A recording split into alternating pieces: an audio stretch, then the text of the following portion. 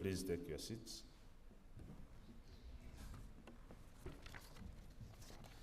Once again, good morning, ladies and gentlemen.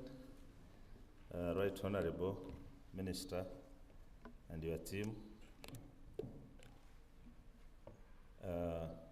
My name is Willis Bashasha, Director Manifesto at the Presidency, and on behalf of the Presidency, which supervises the monitoring of the implementation of the Manifesto, take pleasure to welcome you and thank you for coming to share with the country on the status of the performance of the Manifesto in the area which you rightly supervise.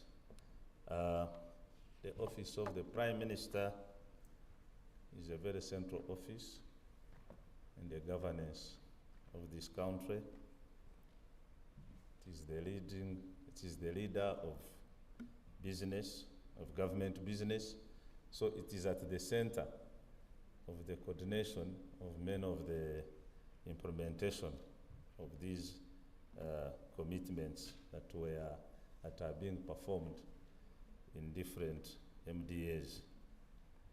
It is responsible for the coordination, and therefore today we are very happy to have you here, representative of the Right Honorable Prime Minister, to share with us how we have gone.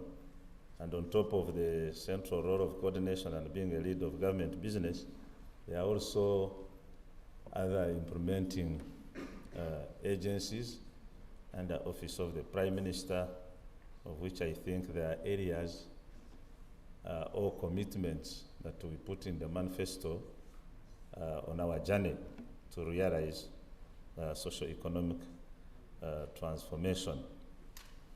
We also want to welcome you as part of us, being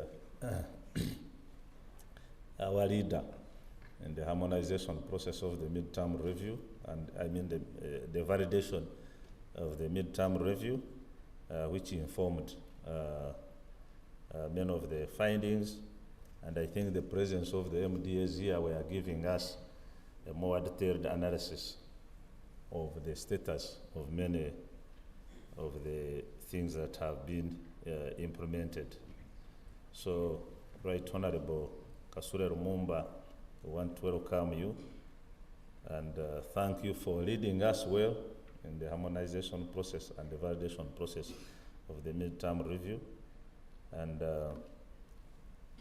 without much ado, allow me now to take this pleasure and honor to invite you to come and address the country on the performance of the office of the Prime Minister in making sure that our manifesto is being implemented. I thank you.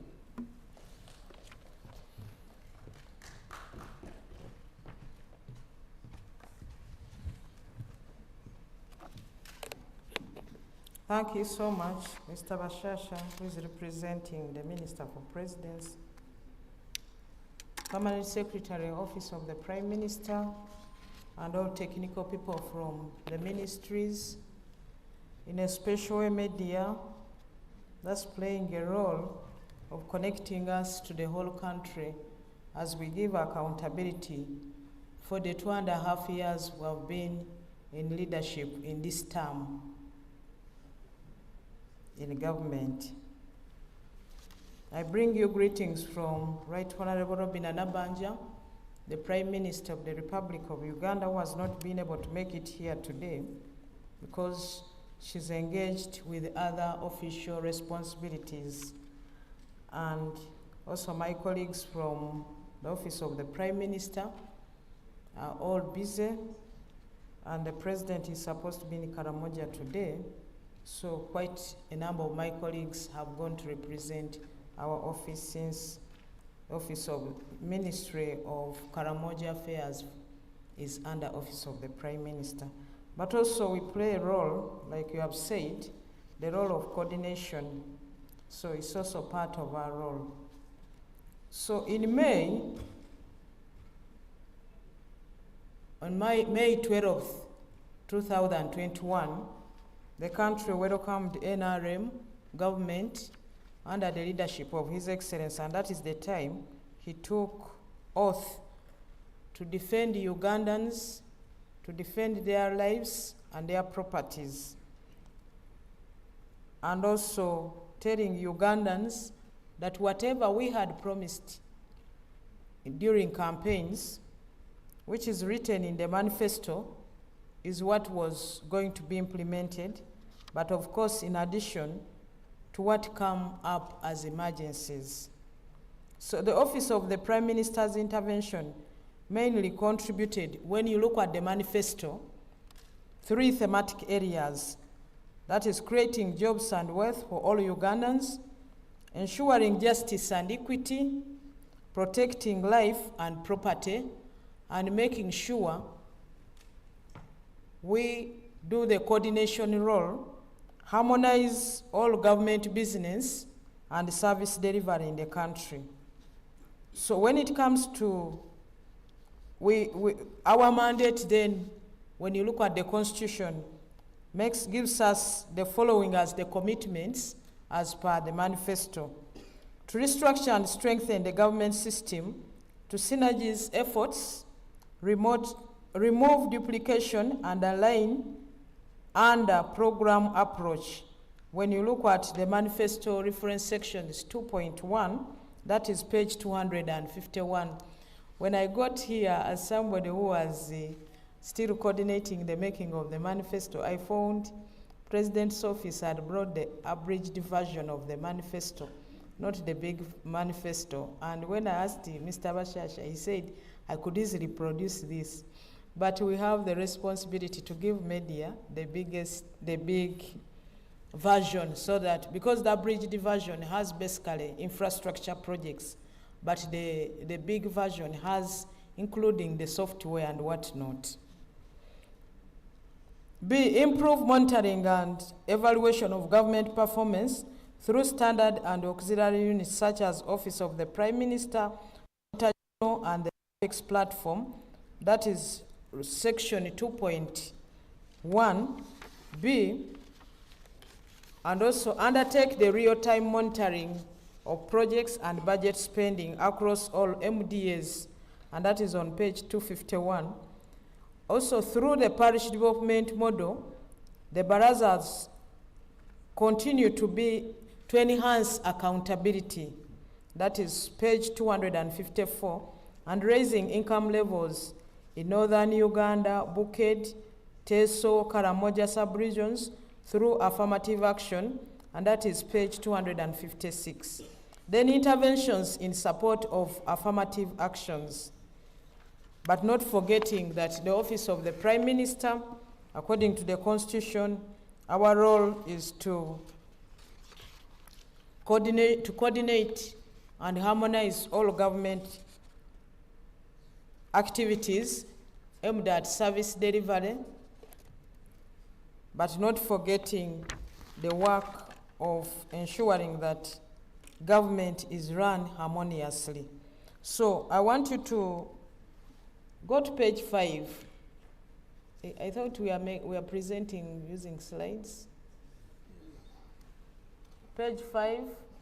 Yeah, when you look at page 5, our overall performance as Office of the Prime Minister, we have so far achieved 83% of the targets under the NRM Manifesto commitments. That is 2021 to 2026. We are now talking about midterm review. So the 83% is what we have been able to achieve. I'll go into details. The 17% is ongoing.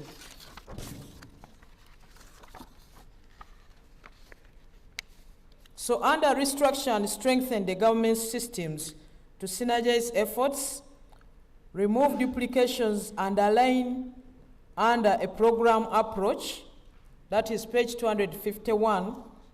We are now talking about rationalization of agencies and public expenditure, commonly called RAPEX, which stands at 34 bills enacted out of 41, and this track translates to 84%. The 63 agencies are to be merged back to their mother ministries, but some of them have been taken to different ministries. Then the 33 agencies functions, we are now mainstreaming them and absorbing the staff into the different ministries. So the 40 bills that were drafted under RAPEX, 34 passed by Parliament, 21 already assented to by the President, and the remaining 6 bills are under legislation in Parliament. So when you look at that table, that is slide 7, you look at, we've drawn the 21 that were assented to, the 2 that were referred back to Parliament, then the 10 that are before the President to be assented to, then 1 was withdrawn, and the 6 that are pending before Parliament. This we do under our role, Office of the Prime Minister, the leader of government business in Parliament, but also at the same time, also as Chief Whip's office is also part of the Office of the Prime Minister. So we've mentioned, slide 8 is showing you the bills that have been assented to. The Uganda Export Promotion Board Act, we repealed. The Warehouse Receipt System, the Free Zones, the Uganda Wildlife Amendment Act, the Uganda Wildlife Conservation Education Center Act, 2024. You can go through all of those. Then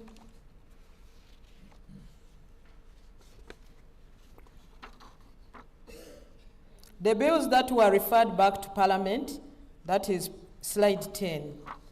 The 2 bills were the Higher Education Students Financing Amendment Bill and the Uganda National Commission of UNESCO Amendment Bill. One bill titled the National Curriculum Center Amendment Bill 2024 was withdrawn, citing a shift of role of development of the teacher curriculum to the teacher training institutions, and the approval role shifted to the National Council for Higher Education. Then slide 11, we have the 10 bills pending to be assented to by the President. So the list has been drawn. The Uganda National Roads Authority Act, we repealed. Then the Uganda Road Fund, the National Forestry and Tree Planting Bill, the National Information Technology Authority, Uganda Act, then the Public Enterprise Reform, the Non-Performing Assets and Recovery Trust, the Cotton Development Bill, Dairy Industry, the National Agricultural Advisory Services. Then when you got slide 12, the 6 bills pending before Parliament. So these, we have named all of them. And also when you go to slide 13, in terms of the short-term annual cost implications arising of the RAPEX, we have put the figures. So the government will be saving 906.77 billion, but one-off expenditure will be 229 billion 595 million. This is to cater for gratuity, pension, and severance package for the affected staff. This also includes the 196.74 billion for UNRWA staff alone. That takes 85.69%. And we have also gone ahead to show you the resource that is provided in the budget for 2024 and what it is going to cater for. So another commitment is on page 14. As Office of the Prime Minister, it is our role to improve monitoring and evaluation of government performance through standard and auxiliary units such as Office of the Prime Minister, the Auditor General, and APEX. The APEX is a platform that is under Office of the President, where we come, all agencies that are given the responsibility to monitor and evaluate. Literally every ministry, we have monitoring and evaluation unit, but now Office of the Prime Minister supervises all of those units but we come under the office of the president, under the chair of the president, to give accountability of what we have been able to do. We as office of the prime minister, together with all of the agencies and ministries. So, but you know very well the Auditor General takes the role of value for money, and they go so out and evaluate in terms of accountability, but they have the component of value for money. So under this commitment, government-wide performance assessment, the National Annual Performance Review, which we call NAPA. So under the local government, under Office of the Prime Minister, we supervise and also evaluate the performance of local governments. So every year we have to do this through, we have a program which we call the U-Gift program. The local governments have been incentivized to improve service delivery. The assessments have progressively shown improvement from 36% in 2020 to 44% in 2021, now to 51% 2022, and 57% 2023. We are yet to do the performance review for this year. Then under still local governments, the Office of the Prime Minister conducts annual and semi-annual reviews to determine how well the different MDAs and local governments are performing, and identify areas for improvement and immediate action. The results show improvement from 35% in 2021-2022 to 44% in 2023-2024. Office of the Prime Minister set up the Government Evaluation Facility. This is a systematic process that assesses the design, implementation, or results of a government program or activities that the agencies are implementing. And under the different programs you have seen, you can see slide 15, we are showing you what has happened under our different programs. So, and the performance under the different financial years, as I've mentioned before. Then performance assessment also continues on slide 16.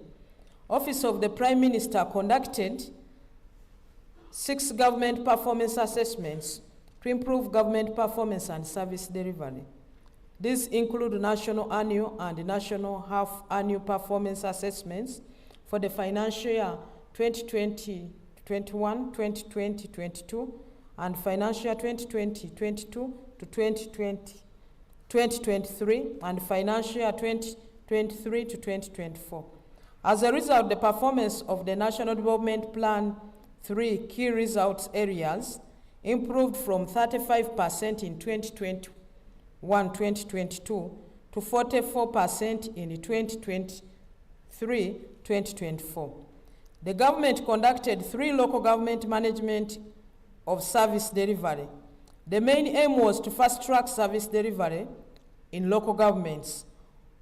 Overall, the performance of local governments improved from 36% in 2020 to 44% in 2021 to 51% in 2022 to 57% in 2023. The policy issues affecting service delivery were escalated to Apex platform and cabinet, while proposed recommendations for improvement were communicated to the line MDAs for action to be taken. We continue to slide 17. We have also continued with the assessment, review of the national public sector monitoring and evaluation policy to support the monitoring and evaluation function. This one is ongoing. Expansion of the government evaluation facility to include new and more rigorous evaluations of all policies, plans, and programs to suit the challenges that are before us. Support the capacity of the Ministry of Public Service to enhance service delivery standards. Slide 18. Under the commitment to undertake real-time monitoring of project and budget spending across all ministries, departments, and agencies. That is on page 251 of the manifesto. The status is the government developed a web-based system for monitoring and evaluation of all government programs, policies, and projects. And we have also been able to tell you the website you can get the details. The system tracks key result areas within the National Development Plan and the key policy actions across the value chain from cabinet down to the parish level. There is a need to prioritize resources for full operation. We are yet to access full resources so that it is fully rolled out. We also have online performance assessment management systems and online transfer information management systems. It's a system that helps in a timely production of assessment reports that facilitates the allocation of indicative planning and budgeting figures for local governments. And we have also showed you the website. So we conducted 96 spot checks and supervision field visits on key projects. Some of the projects include Karuma Hydropower Plant to follow up and ensure that all of the attendance issues and shortcoming issues were addressed and ensure good progress on the delivery of the project as per the plan. You are aware we had already, by the time we came in office, we had already exceeded the Karuma Power Plant project had gone beyond the planned time when we were supposed to be getting the power to the community.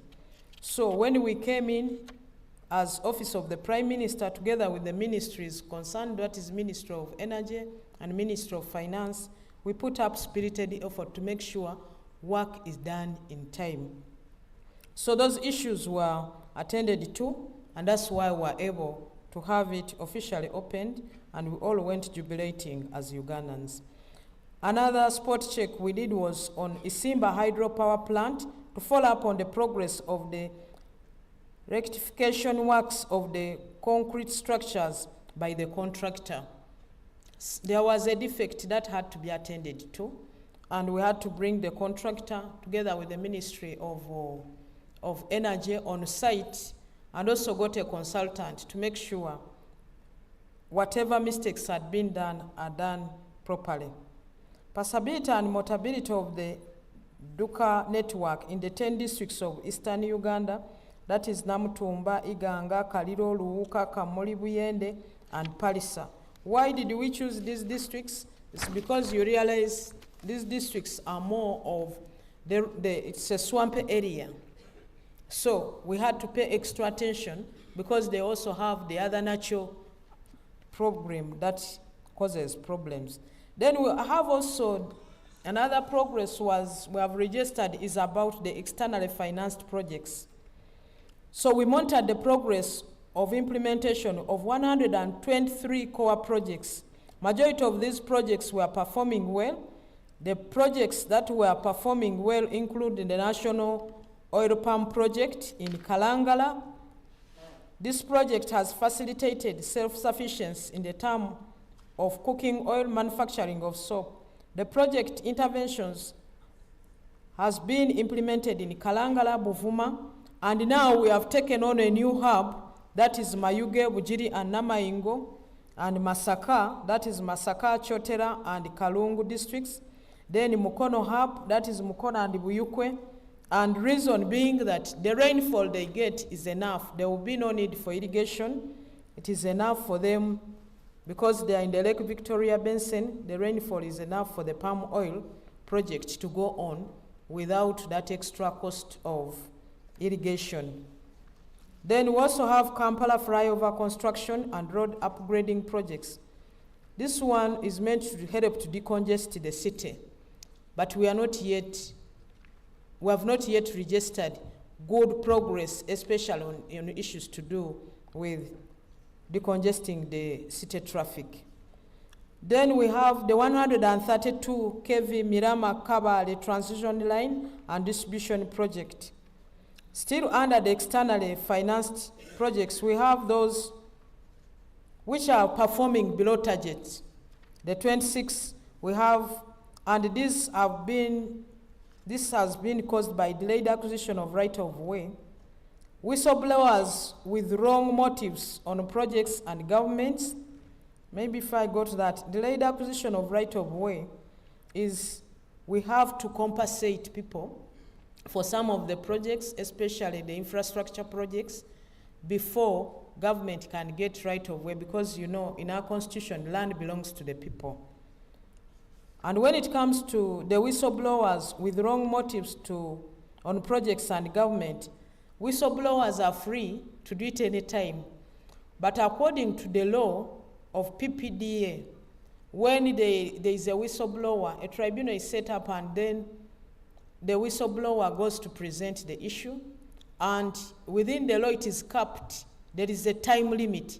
But when a whistleblower goes to the IGG has no time limit. And this has caused the delay in the implementation of some of these projects. So it calls for us to put even time limit on issues to do with the whistleblowers. Yes, they have the right, but we must have structures, not only in PPDA, but also in other agencies, so that there is a time limit, there is a cap to it. Then spot checks on abandoned, non-functional, and stalled projects and facilities. A total of 251 projects from 57 local governments across the country were assessed. Findings revealed that 44% of the projects that had stalled due to limited release of funds to local governments. We have some bridges that had been taken on by local governments, but funds were being released in a phased manner. But we got to a time that central government was no longer releasing some of the funds to those projects, and some of those projects had stalled because they were still waiting for resources from central government. Then lack of power supply to some agro-processing facilities. You know, we've had government, especially Ministry of Agriculture and Ministry of Local Government, went and constructed silos, or some of them are grain centers, but you find that some of them were constructed in areas where there is no power. So there was miscoordination with the Ministry of Energy, the rural electrification agents, to be able to provide power to those facilities. So miscoordination and not being able to harmonize, this caused some of these agro-processing facilities not to, but a decision was taken, and some of them have already been connected to power. Then there is also decline in DDG funding to local governments where available funding cannot finance substantive investments. This is one program that suffered when we took the decision to go for parish development model, that this particular one, those are some of the resources that were pulled to make sure we have enough resources for parish development model. That release of funds culminating into non-absorption of funds and return of funds to the consolidated fund, like upgrade of health centers, that is in Buchi Wologoto, Wihwenge, and Bulago in Bulambuli district. Then withdrawal of government funding, like construction of general ward at Angaya Health Center 3 in Gulu district. So these are some of the projects that we are able to find in local governments that have been abandoned, yet we have already spent resources as government. But we are working around to make sure resources are found and provided so that we don't lose the original resources that were invested. Then another commitment was through the parish model. The brothers have continued to enhance accountability. So what have we achieved? The Office of the Prime Minister facilitated 83 citizens' engagements for accountability for those commonly known as barazas across the country.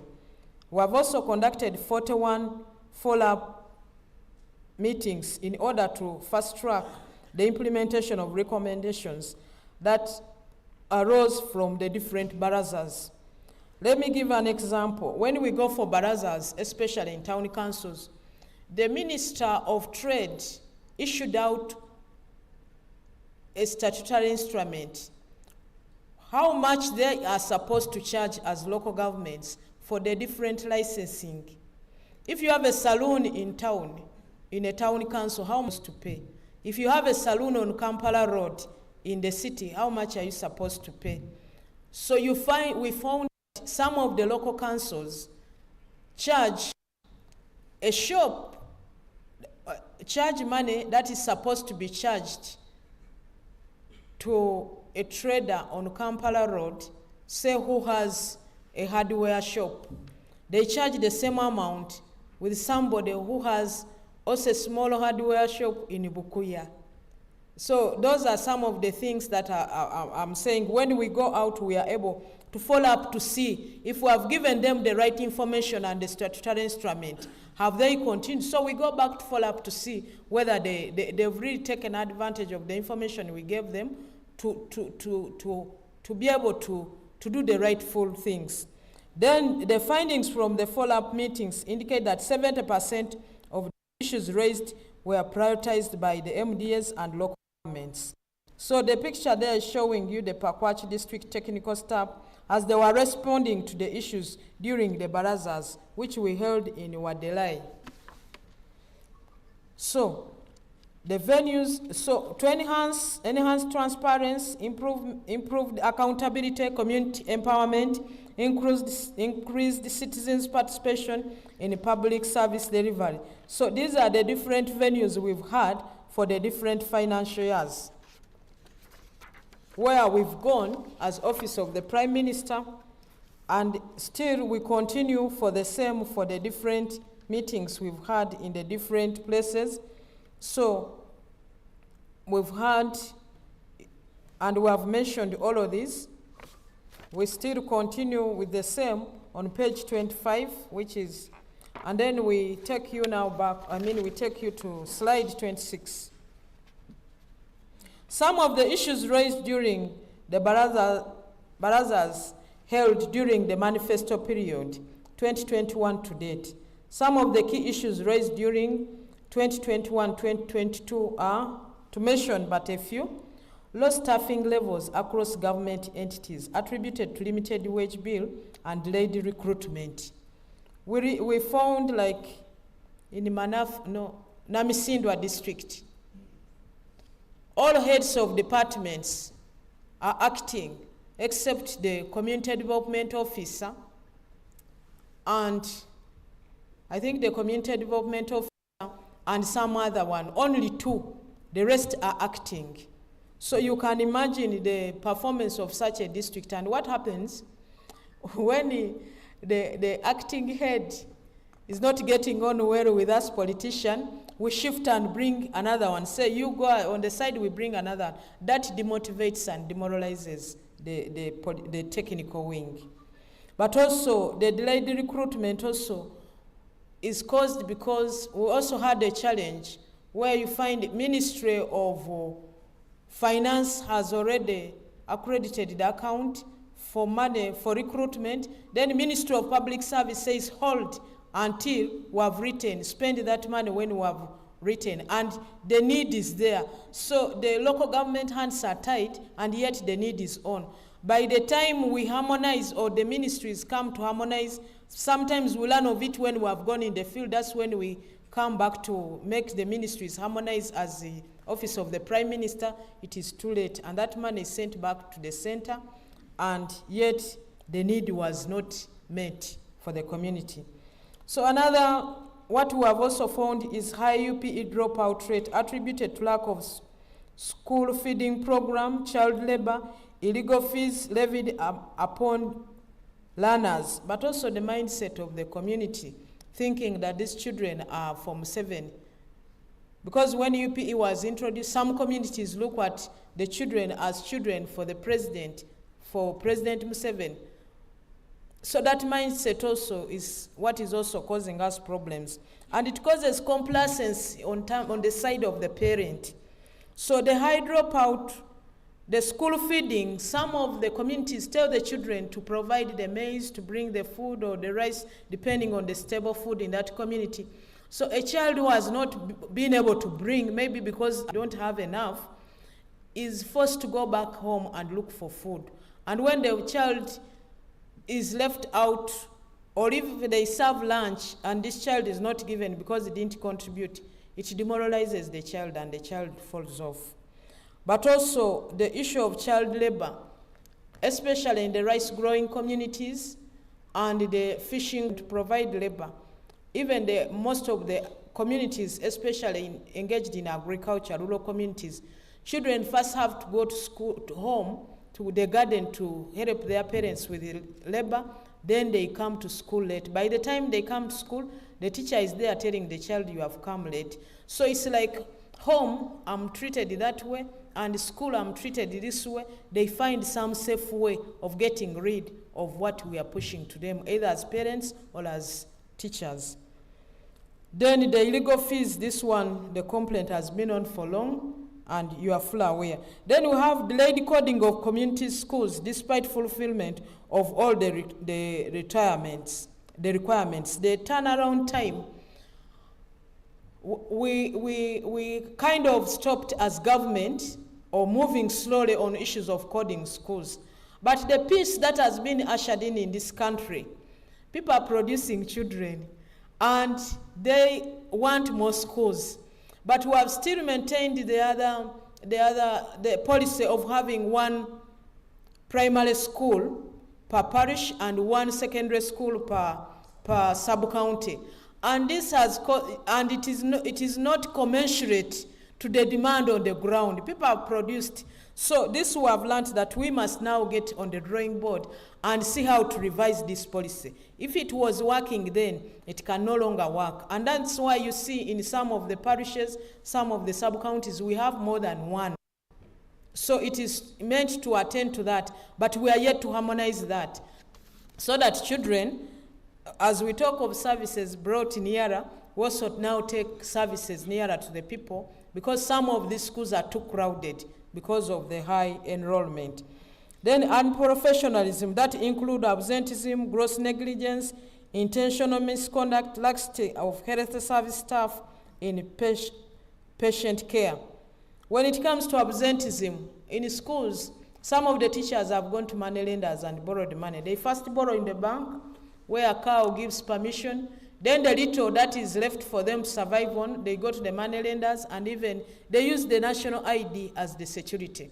So because the teacher already ate the money in advance, will not come to work, because whether he has come to work or not, money is sent direct from central government to the account of the teacher.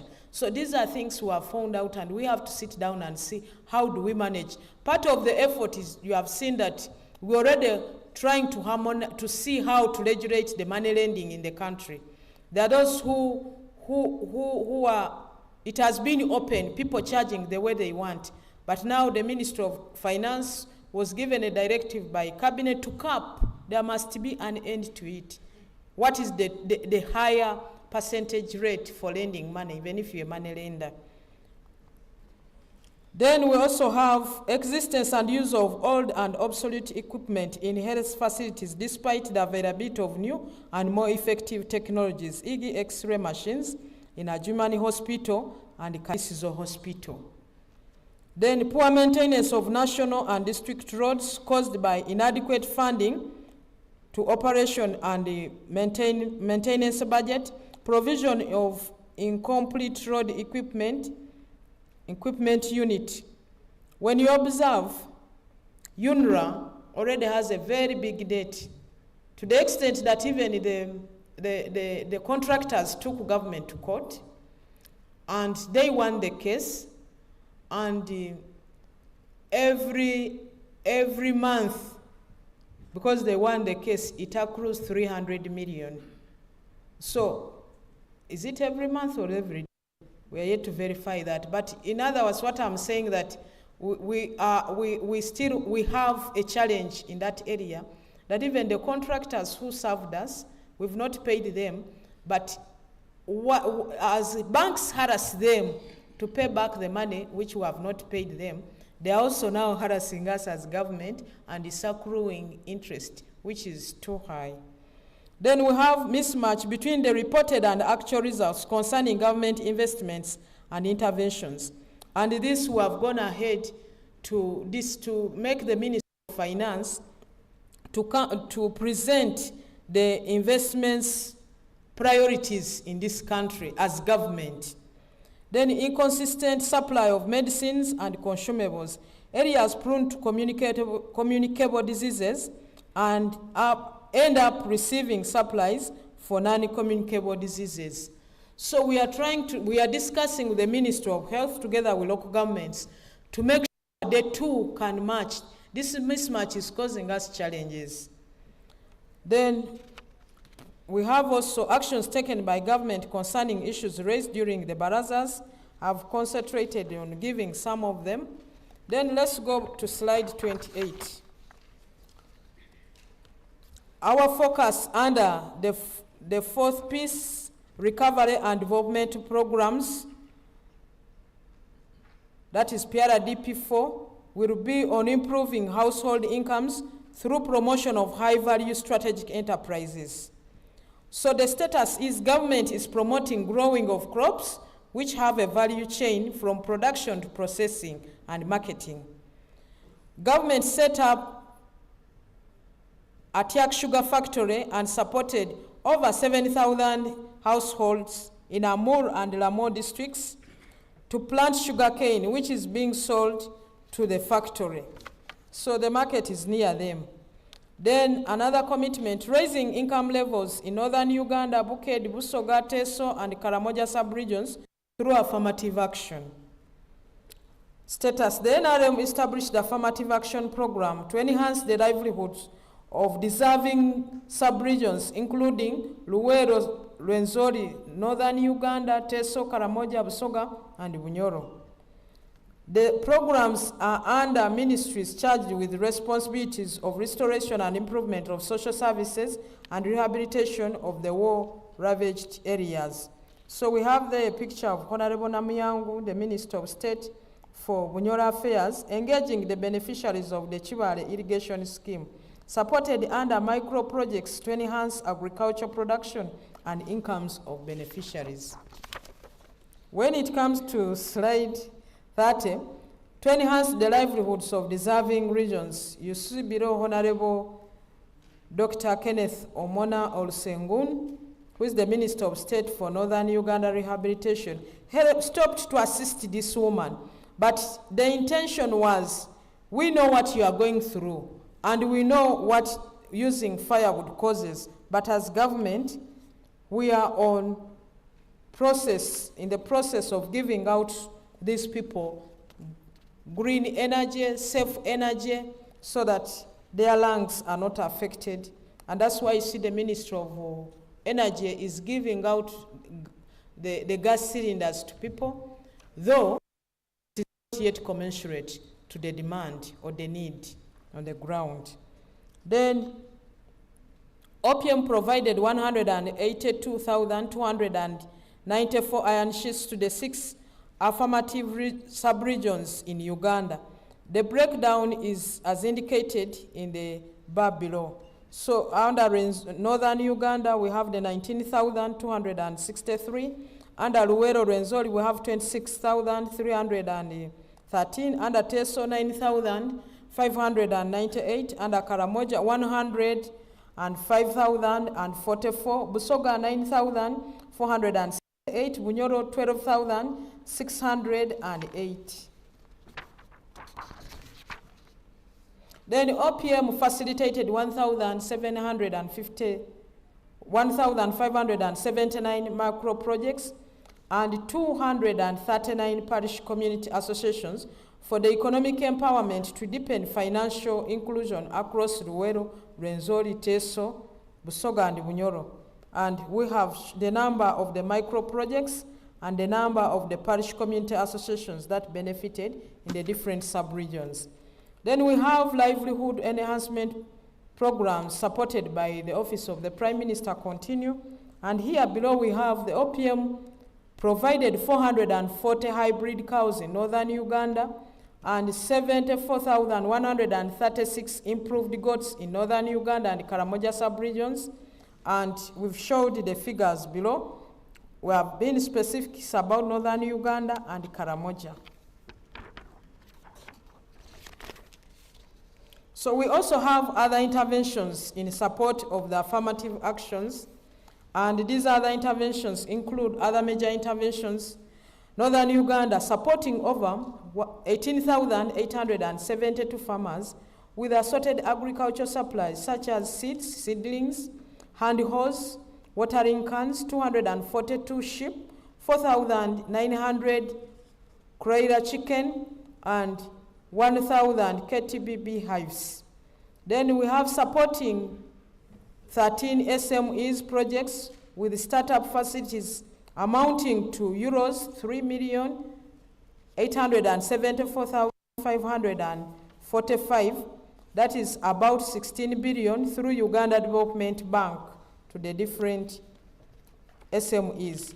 Then under Luwero Rwenzori, a total of 6,294 civilian veterans have been paid one-off gratuity Kasimo within this manifesto period. Then we have supported 55 incapacitated civilian veterans. We have constructed staff quarters at primary school. We have constructed an incinerator, 2 classroom blocks of 2 classrooms each, an office, a store, and a 5-stance latrine in Kapeka Primary School in Nakaseke district.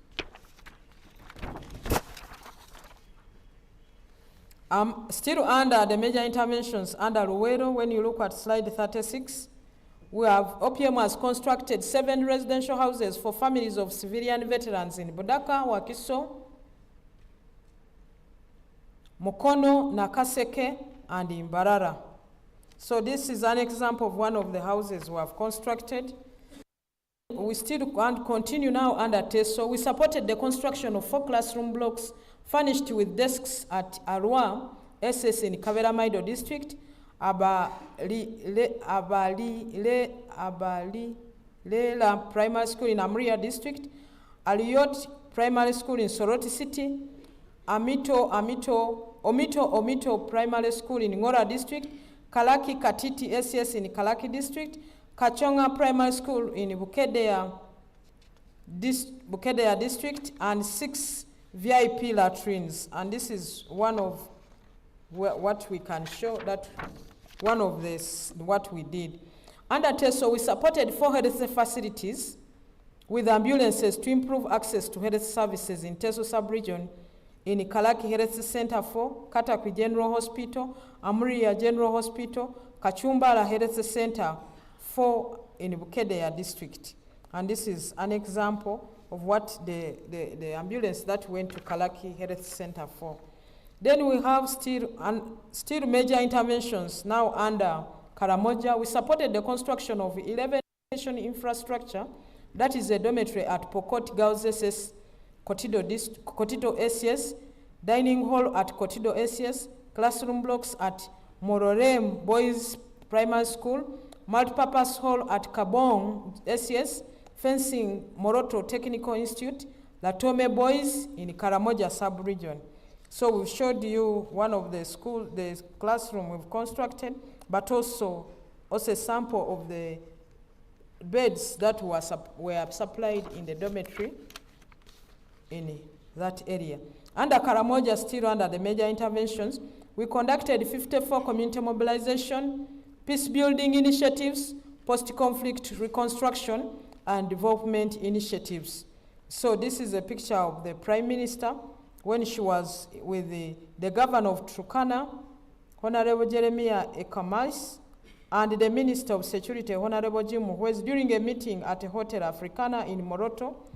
The Governor of Turkana committed to supporting the government of Uganda in fight against cattle rustling and insecurity in the Turkana, that is in Western Kenya. So we have also had those engagements, the cross-border, purposely for peace. Then under Busoga, we constructed 3 classroom blocks of 2 classrooms each, an office, store, and 5 stance VIP latrines. Supported civilian interventions with 52,746 hand hose in 11 districts of Busoga, Bugweri, Buyende, Iganga, Jinja, District Local Government, Jinja City, Kaliro, Kamuli, Luuka, Mayuge, na Mayingo. Conducted 15 community mobilization and supervision monitoring meetings across the sub-region to create awareness of government programs. Then in Bunyoro, we provided 12,500 hand calls to vulnerable households, supported Hoima Regional Referral Hospital with ambulance, Class B ambulance, then also established 20 nursery beds to boost agricultural activities, especially coffee and fruits in the area. Still under Bunyoro, the OPM constructed 2 classroom blocks with each 2 classrooms, and this is the example we have given below.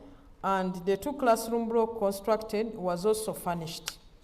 Then when you come to slide 43, challenges encountered during the implementation of the manifesto: inadequate budgetary provisions, budget cuts, and shortfalls, which affect what has already been planned or which was already stated in the manifesto. Then we have the operationalization of the National Secretariat of NDP 3 coordination. We are supposed to have a coordination secretariat for development plan 3, now moving to 4, but we have not yet established it because of funding. Effective monitoring and evaluation and coordination of government programs and the implementation of the manifesto.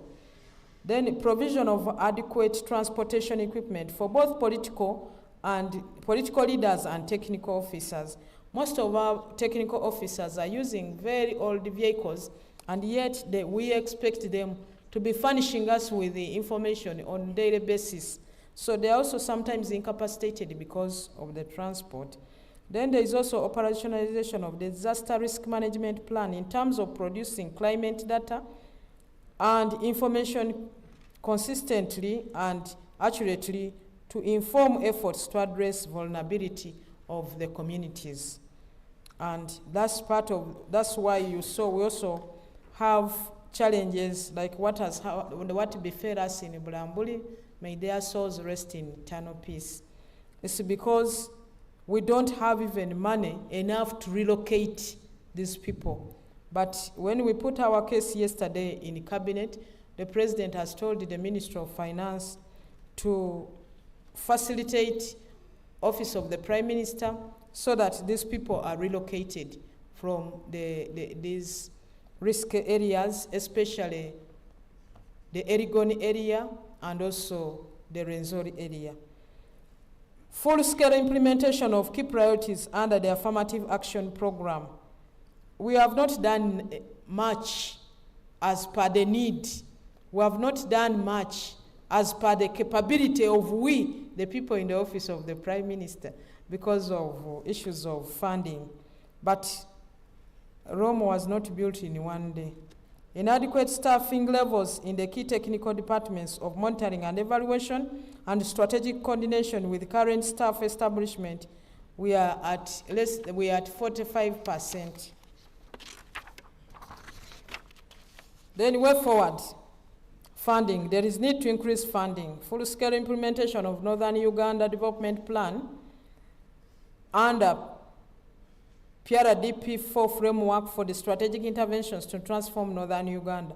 Then also operationalization of disaster risk management plan and implementation of key priorities under the affirmative action programs.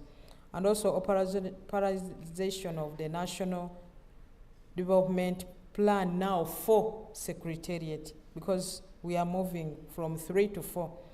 Then staffing at the OPM. There is need to recruit more staff for more effective operation of the OPM. This will help us to be able to not only go in for post-mortem, but be able to supervise as implementation is going on. The critical departments of monitoring and evaluation and strategic coordination operate at less than 40% at staffing level. Then equipping the Office of the Prime Minister. There is need to equip the Office of the Prime Minister effectively to perform her monitoring and coordination role in the implementation of NDP 4 and the manifesto, and also emerging issues. Then respond to disaster in protecting life and properties across the country. Conclusion. Office of the Prime Minister would like to reiterate its commitment to support the realization of the already stated priorities of government as we end the implementation of NDP3, the current NRM Manifesto commitments and the strategic guidelines and directives, and other planning frameworks whose ultimate goal is to transform the country to prosperity. Office of the Prime Minister in the execution of its mandate has already strengthened the institutional mechanism and systems for effective service delivery, which will ensure real-time tracking of all MDAs and local government performance to, 1, achieve accelerated implementation of the government programs, B, support effective decision-making to facilitate investment and improve service delivery to our and improvement of service delivery to the people we promise to serve. And we promise to continue improving day by day. But most importantly, allow me thank you as media for the role you have played, apart from helping us getting to the people to whom we are giving accountability, but you have also played a very major role in terms of sensitizing the community when we have emergencies, whether it is in health.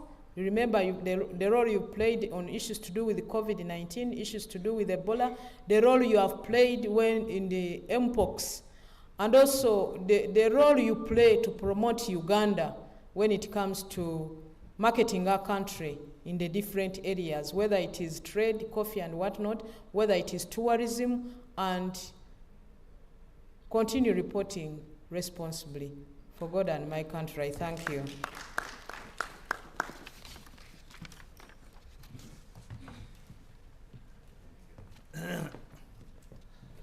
Please join me as we put our hands together for a big applause to this very elaborate and insightful report from the Office of the Prime Minister.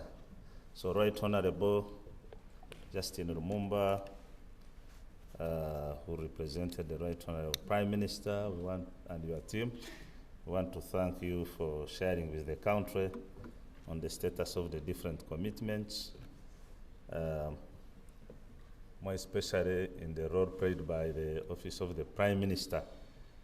Allow me now to share with you the observations from the Manifesto unit, and thereafter we shall invite the media also to raise the issues, if any. Right Honorable Minister, with your team, we want to congratulate you for all these achievements that have been registered in this journey of the social contract so far. We would like to salute the Office of the Prime Minister for the support provided in undertaking the midterm review. You were very central in this after Cabinet directed, and we want to say that your contribution cannot go unnoticed. Secondly, we want to appreciate the Office of the Prime Minister in leading the development efforts in the war-torn areas in the northern Uganda, Karamoja region, and Luweero Triangle,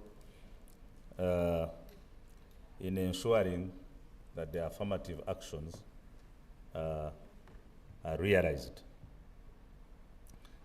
Uganda is one of the leading countries in refugee management, and this is an area where you have also played a direct role with over 1.5 million refugees within the country, and I think you have been able to coordinate this policy very well, albeit a few issues, but I think this has also added us as a country in terms of having an open refugee policy, open door refugee policy. We want also, as a unit, to appreciate the efforts made in spearheading the domestication and the implementation of the SDGs,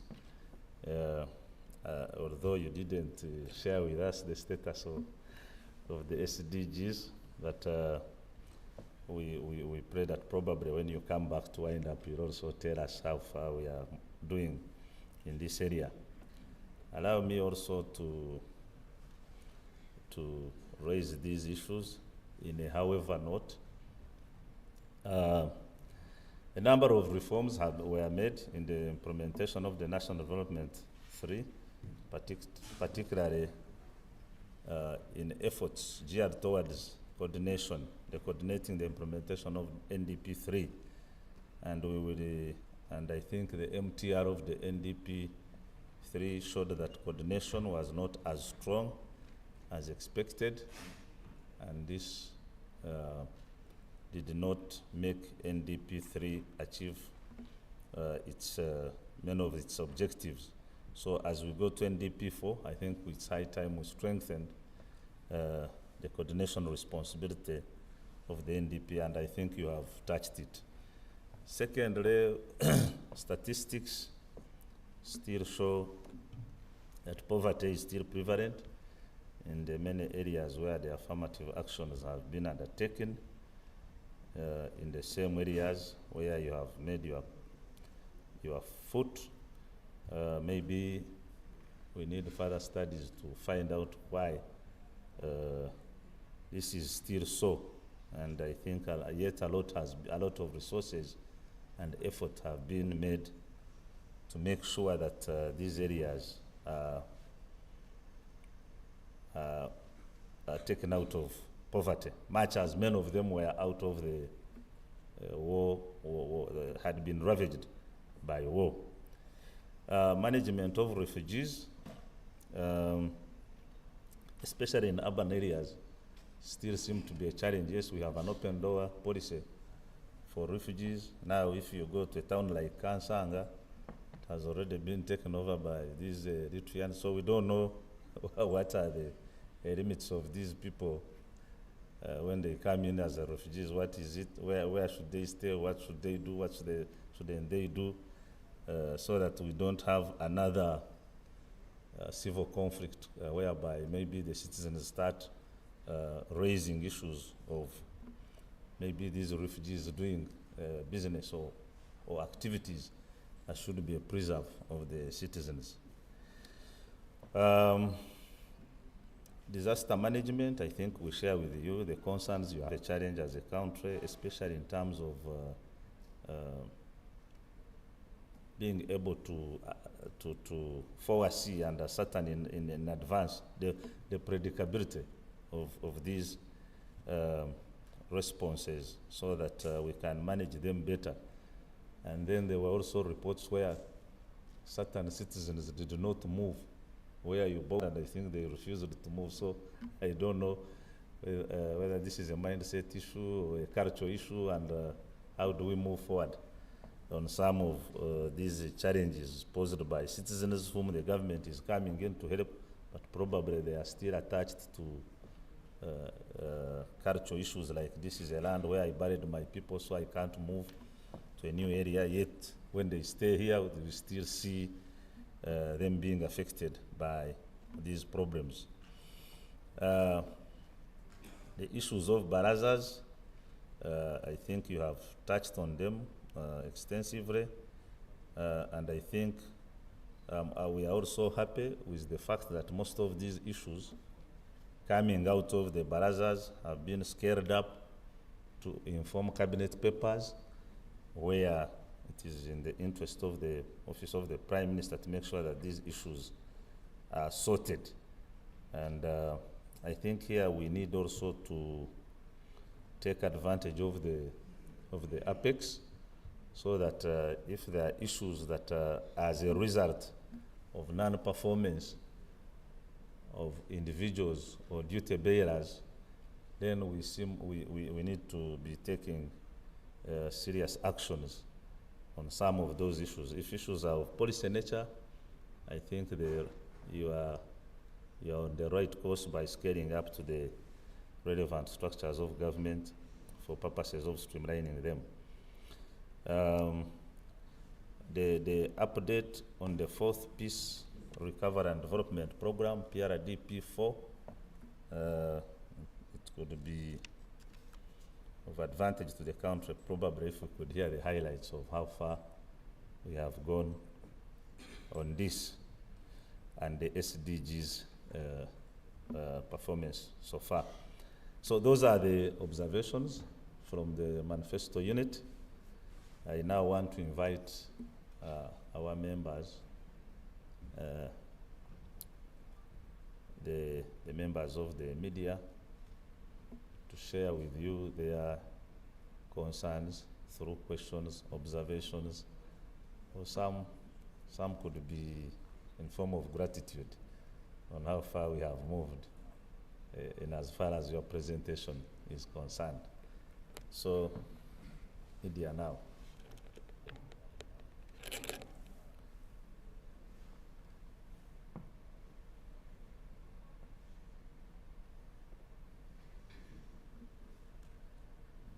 You are satisfied?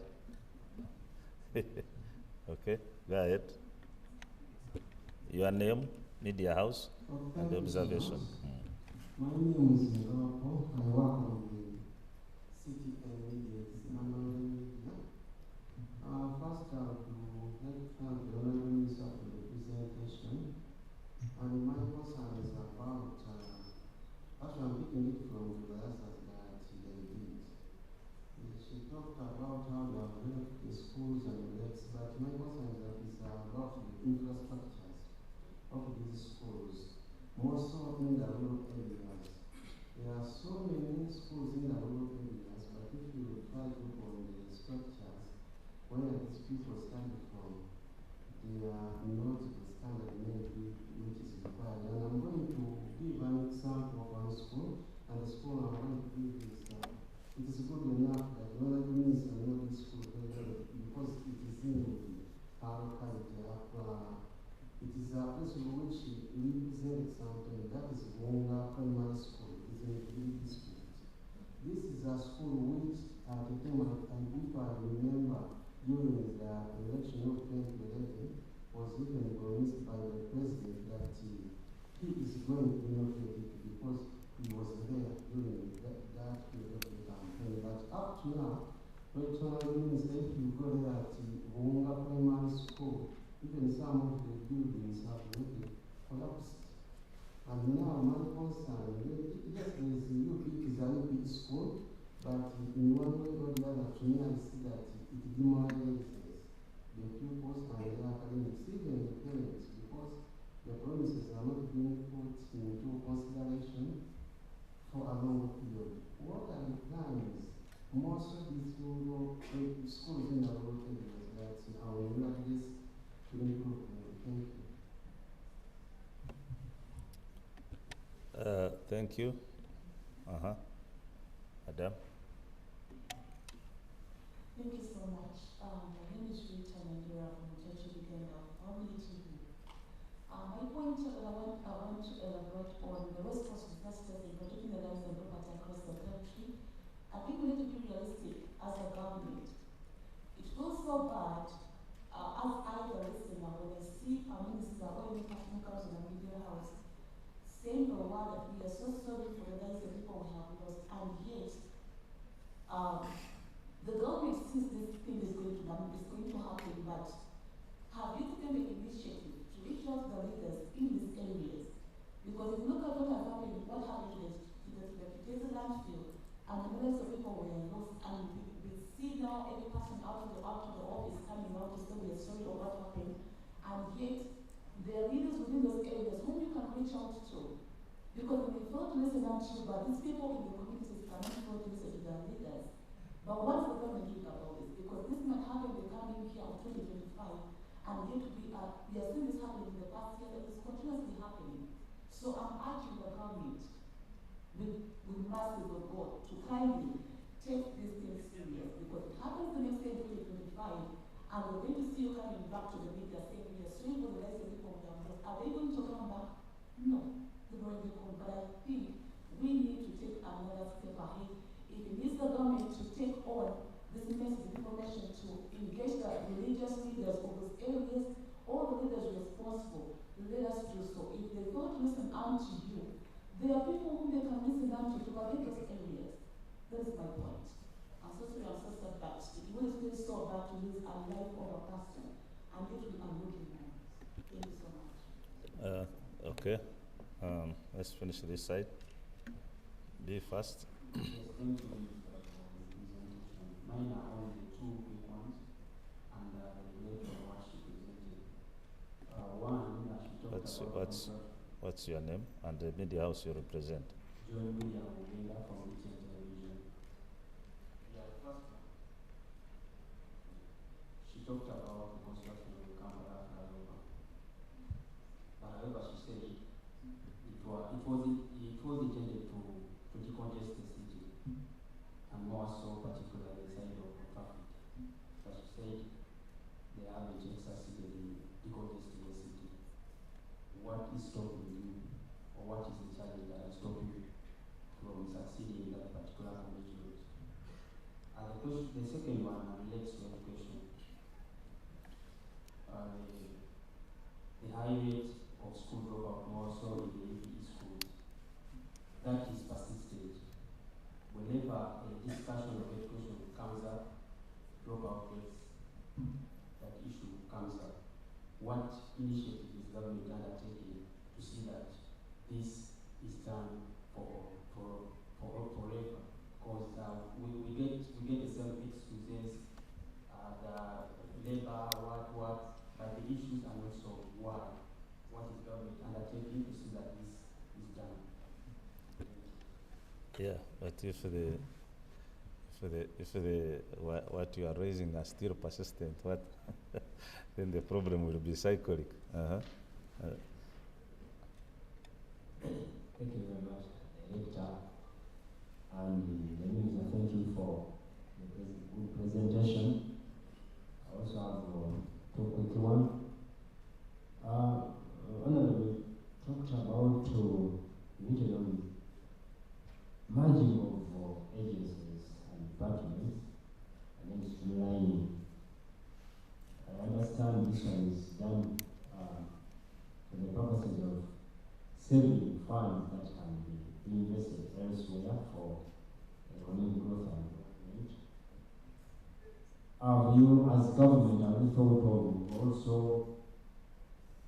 reducing on constituencies such that we tune on the number of constituencies and representation in parliament, because I know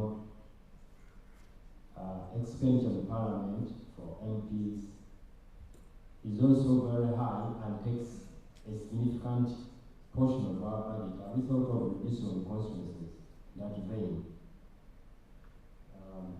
And also the cabinet, because if you have benchmark countries, our neighboring countries like Kenya, they have a big population, but they have a small size of parliament.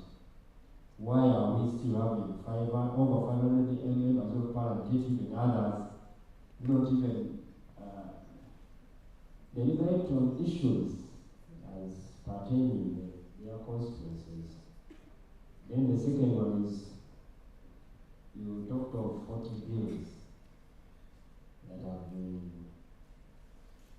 that you have worked on as Prime Minister's office, 24 are sentenced to. We are known in Uganda for making good laws, but when it comes to implementation of these laws, it's a nightmare. Why is it so? Thank you. Last one, this side. Thank you so much, Director and the Minister, for your report. Mine are two big ones. One is about refugee management. We understand Uganda has over 1.5 refugees here, the main in Africa. But I ask myself the question whether these refugees really have guidelines that they follow. I happen to be neighboring one of the sites of refugees, but you find every time they are fighting, every time they are shouting, and if something happens in one room, they all spread into the road, to the household. So you ask yourself whether these ones follow Uganda laws or they have really guidelines that and maybe on that point again, I'm also wondering if we say we are in the East African community, why are these people who come from maybe Burundi, Somalia, South Sudan are still called refugees? If it's a community, East African community, why are they still called refugees? Why not internally at least displaced persons or any other term? Because that one stigmatizes if I'm a person who is in the family and you call me like an intruder, it is stigmatized. I don't know whether you are trying to look for a way of managing that. And lastly, is about the regions that need affirmative attention. That's New York, Karamoja, Soka, and others. You've displayed statistics in one of the slides of how many equipments you have supplied to them, talk about iron sheets and hose. So I would like to understand from your survey, what did your survey bring out? How many people are you supposed to extend this help to? How far have you helped them? And what's the gap remaining? And what are you going to do to see that you fill this gap? Thank you, Minister. Yes. Are you still with Baba? No, I am with myself. Thank you very much, Minister. My name is Simon Yanga from China. First, I want to thank you for the presentation. One of the bush roasters has written that a fool is beaten twice in the same hole. Probably suggesting that if you got a problem today, the next time the problem comes, you will have made some changes. I want to understand, why have we remained in the same state with the disasters in Ulamburi? That the first disaster found us in the same way, the second one found us in the same way, the third one found us in every time we had died. That we are very sorry for those lives lost. Is it a problem of technical capacity? Are we not able to detect? Is the population failing to understand us? Is government unable to help? What is it that the snake is beating us twice in the same hole? And then lastly, as a student of UN studies, listening to Honorable Mumba and mentioning about SDGs remains incomplete. I want to find out how far we have moved on our achievements and progress on sustainable development goals. Thank you. Okay. Go ahead. Thank you, Director. My name is George William Katoloba. I work with NRM FM. Honorable Minister, you talked about relocation of the people in the Elgon areas. How much money is needed to relocate these people, and when are we seeing the relocation? Then two, you talked about the whistleblowers. Why do you want a time frame or limit on government projects in the office of the IGG? Then three, how much money is needed to operationalize the web-based system? I thank you. Yeah, I think it'll be the last one. Oh, yeah, still many. Okay, 1, 2, 3, fine. Be brief, please, and to end up. Go ahead.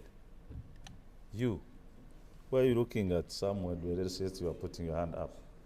Yes. Okay, thank you. My name is Doris Koko from UBC Radio. First of all, the minister talked about the high school dropout and the number of schools in parishes, a single school, a primary school in every parish across the country, and one secondary school in the sub-counties. The recent statistics show that there are still sub-counties without secondary schools in the country. Despite the increasing number of people in the country, mostly the school-going age, there is still a limited number of schools. Even in the parish level, you find a single school, primary school, or 2 primary schools in the whole sub-county. Secondly, there is limited funding in the primary education. You find a country, very many schools, children are seated outside without proper shelters. And these are the future of this nation. What is government doing? Because this is consistently, this is persistent across since I think in the last 10 years also. Thirdly, there is overvaluation of government projects. You find a private school, someone uses like 50 million to construct a primary school. But if you ask government gives you the statistics, they use the money they used to build a school of the same structures. You find them using 2 billion. You ask, where do they get these raw materials from? How do they do their planning? So what is government doing in that area, in that these people, whenever they are given contracts, they are properly monitored so that the money of the budgeting is proper, so that the government is not cheating. Okay, thank you. Got somebody here. Thank you, Director. Thank you, Madam Prime Minister, for the wonderful presentation. My name is Dinika Chibundu, and I work for Whisper-I, an online media platform.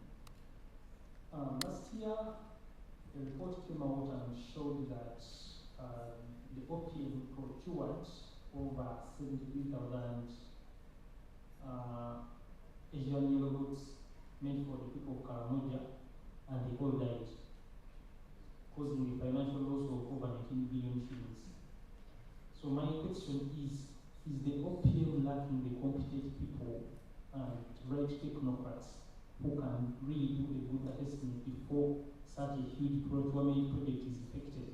Because 19 billion is not little money, and I think as the people of Uganda we are losing a lot. Thank you.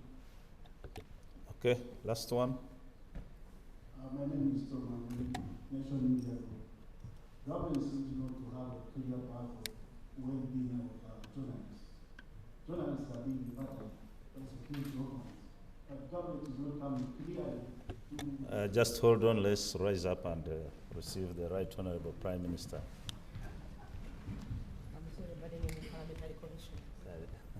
Sorry, members.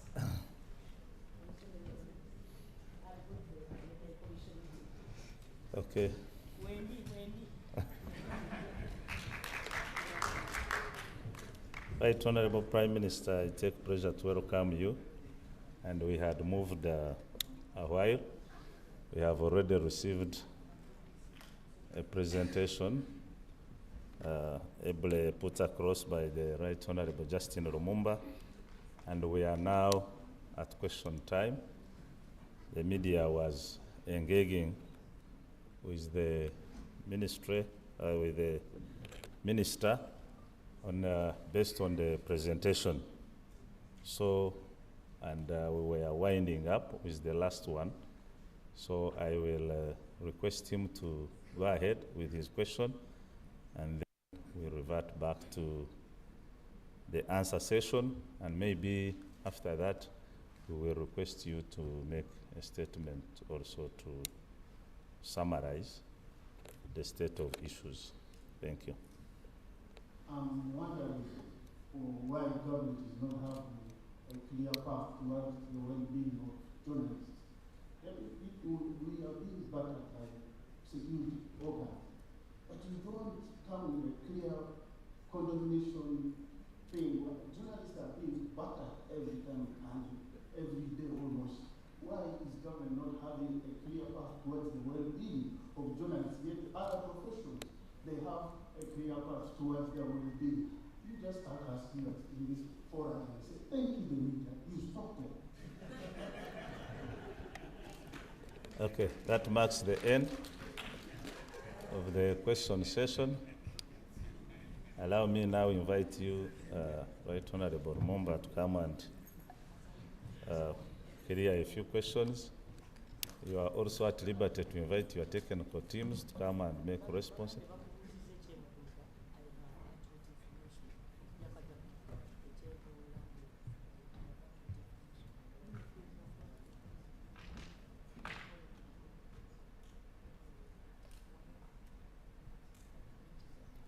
And after that, you will invite the Right Honorable Prime Minister to make a statement.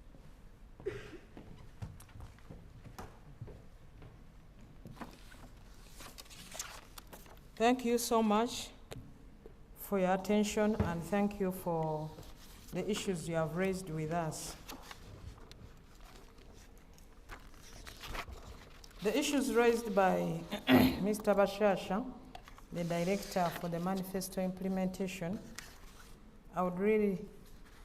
he has been able to point out right in the presentation we didn't have much about the refugees, but when it comes to SDGs, whatever we presented all fall under SDGs.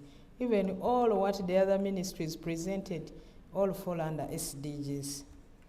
So we would not go, I think what we skipped out was basically to bring out refugees, as you have rightly stated it out. But the issue of SDGs, those, whatever has been presented here since you started, they all fall under SDGs. So the issue of coordination, like I brought it out clearly, that we had not established a coordination secretariat for NDP3. And I told you we are working around to get resources so that we establish the coordination secretariat for NDP4. So this we are working on it. And the issue of poverty is still high. Let's wait and see exactly what the UBOS is going to give us. Since we've had the parish development model implementation, resources have been sent up to household level to see what UBOS will give us in terms of poverty, because the previous statistics gave us the 38.9% under subsistence, and the government came up under the same manifesto. The parish development model came from the parish development, the parish development model came through the manifesto. And we started implementing immediately, even when we didn't have paperwork. But we said we have the statistics, the poor are there, but let's now give them the responsibility by giving them resources to enhance what they are doing. So I would suggest let's get what UBOS will give us to see whether we have made progress or not. But you have seen with the president's visit to the different sub-regions, he has been able to bring out and show the country those who have put money to proper use and how they've been able to succeed. But also bringing out that some of the interventions that we have in our communities, like rice growing, is not really a good solution to the challenge for us, especially the challenge to do with poverty. The issue of the refugees, Uganda hosts 1,771,389 refugees and asylum seekers. 91% of the refugees reside in the settlement and 9% are in urban areas. 55% of the refugees are from South Sudan, 31% are from DRC, and 14% are from other 32 countries. Uganda has an open policy for refugees where refugees can move. Land is given to each refugee family. Refugees have access to services such as education, health. Refugees can seek employment and also work out business. Refugees are issued travel documents, and refugees stay in settlements and not in camps in some of these areas. Funding of the refugees for humanitarian assistance has declined from $500 million to $148 million per annum. Office of the Prime Minister has developed a development urban policy to regulate refugees in urban areas and promote peaceful coexistence with local communities. Office of the Prime Minister has put in place urban refugee policy where only bona fide refugees are allowed to work. We plan to validate current refugees in the country. We are promoting voluntary repatriation, but also we are also drafting the East African refugee policy because we don't have it yet. So when one says that, why do we call ourselves the East African community, and then we call those from those countries as refugees, it's that we will stop calling them refugees or naming them as refugees, or they will stop calling us refugees after we've come to the next level to which we are supposed to get to in case we succeed, to go beyond the community and become one. So then the other issue to do with the the disaster. So the question you asked about the refugees in Kansanga, in the urban areas, they're taking over. Bauso Mbarara has complained to us about refugees in Mbarara, who are also, they feel they are taking much more space than what they should.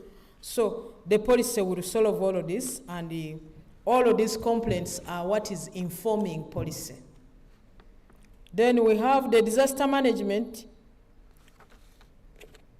and people were compensated. Yes, government compensated in Bududa 242 households, and they were meant to move.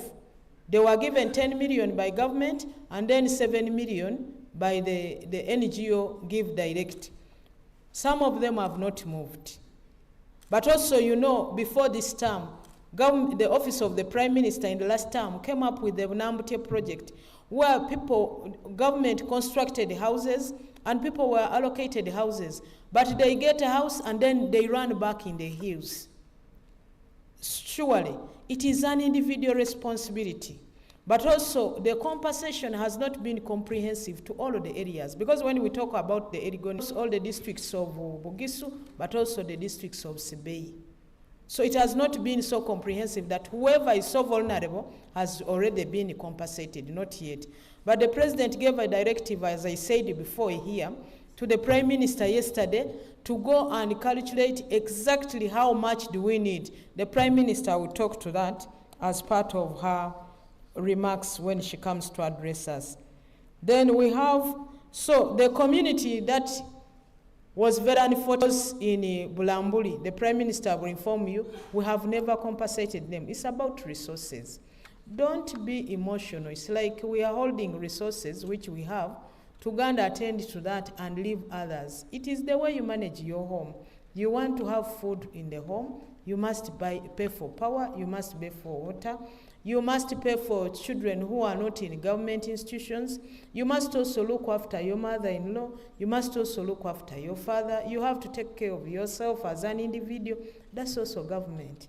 What the difference is only that it is different. This is going for energy, this is for water, this is for roads, this is for UPE, this is for, even when it comes to education, there is UPE, there is USE, there is technical education, there is universal, there is secondary, there is university education, but also there is, within education, we have the special needs education for those children, but we also have to cater for the teacher of primary, secondary. Even when it comes to the teachers, we must cater for those of sciences and arts, but also we must cater for the senior, for the warden, we must also cater for the senior women teacher. So it is really detailed. And everything is important. It's not because they all go hand in hand. Then when it comes to issues to do with the 4, we are in the stage where the development committee, which falls under the Ministry of Finance, has approved the proposal. We are going to do the visibility study, then after that move to cabinet, and after cabinet we shall move to parliament, then we go for implementation. So we are still in procedure. Then the issue to do with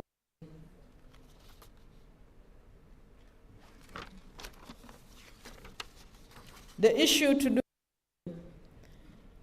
barazas, so many schools in the rural areas, they don't have structures, they don't what. Yes, you know it very well. While we assumed in government, we have done substantive work in the rural areas, and in the UPE, and schools had been constructed. Government now moved to provide free education at secondary level. But you are aware, the same government has put a lot of effort into immunization, that children now survive those killer diseases for the children. The same government has put peace, that has made people feel free to produce when they want. The same government has provided the health care. There is harmony in the communities, including in Karamoja. So that has brought the challenge of more children, and which I talked about. The poll singled out the issue of Buunga Primary School. No building has collapsed in Buunga Primary School. I was there last week, personally. I was doing work in that area, mobilizing people to grow palm oil as one way of fighting poverty in Busoga, as one crop that can help somebody who has little land to be able to earn something meaningful. I was in Ibujiri mobilizing Thursday, Friday, Saturday, Sunday for the same. So I even went to Buunga and had even a meeting in Buunga. So yes, the buildings are old. The president truly promised in my presence, but we always have also challenges. When the president promises, it is government to implement.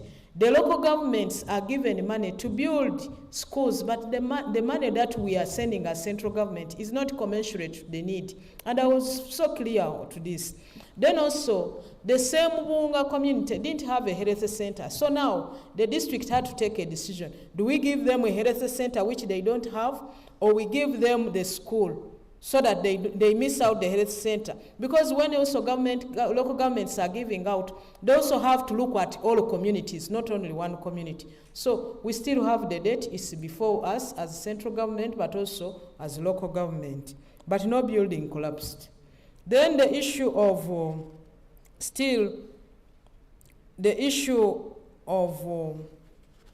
coming here to say sorry when people have died. When people have died, should we come here to smile over it? We're also human beings. We wouldn't want to see anybody dying. But there is what you can do as a human being. There is what you can do as government, given the challenges before us. Remember, the economy is recovering from COVID-19. No pretense about that. Once you closed your business, even for one day, will you be able to pay rent to the landlord the following day? It takes time. It is not different from the ordinary life. So when we come here and say sorry, it is not about coming here to jiggle. No, we are human beings. Some of them are even our relatives. So it is not that when you are talking about something, you look at us that we are human. We are human beings, same blood, same color. We were born the way you were born. We were just privileged that God brought us to serve in this capacity. But we remain the same. We are fellow human beings, fellow Ugandans. The challenges are the same. That's why you see when it happens, like when it happened, you saw the Prime Minister walking in the mud, had even to abandon the car to jump on a border to make sure she assesses exactly, to know exactly what it is, and come back as leader of government business to put her case straight to cabinet under the chair of His Excellency and say, this has happened, the other time it happened, it has happened, we must do this. She will talk to that when she comes to give us her remarks as the Prime Minister. Then when it comes to issues to do with the construction of Kampala flyover, I said yes, we supervised the construction of Kampala flyover. Not once, not twice. We had a series of meetings with the intention of reducing city traffic.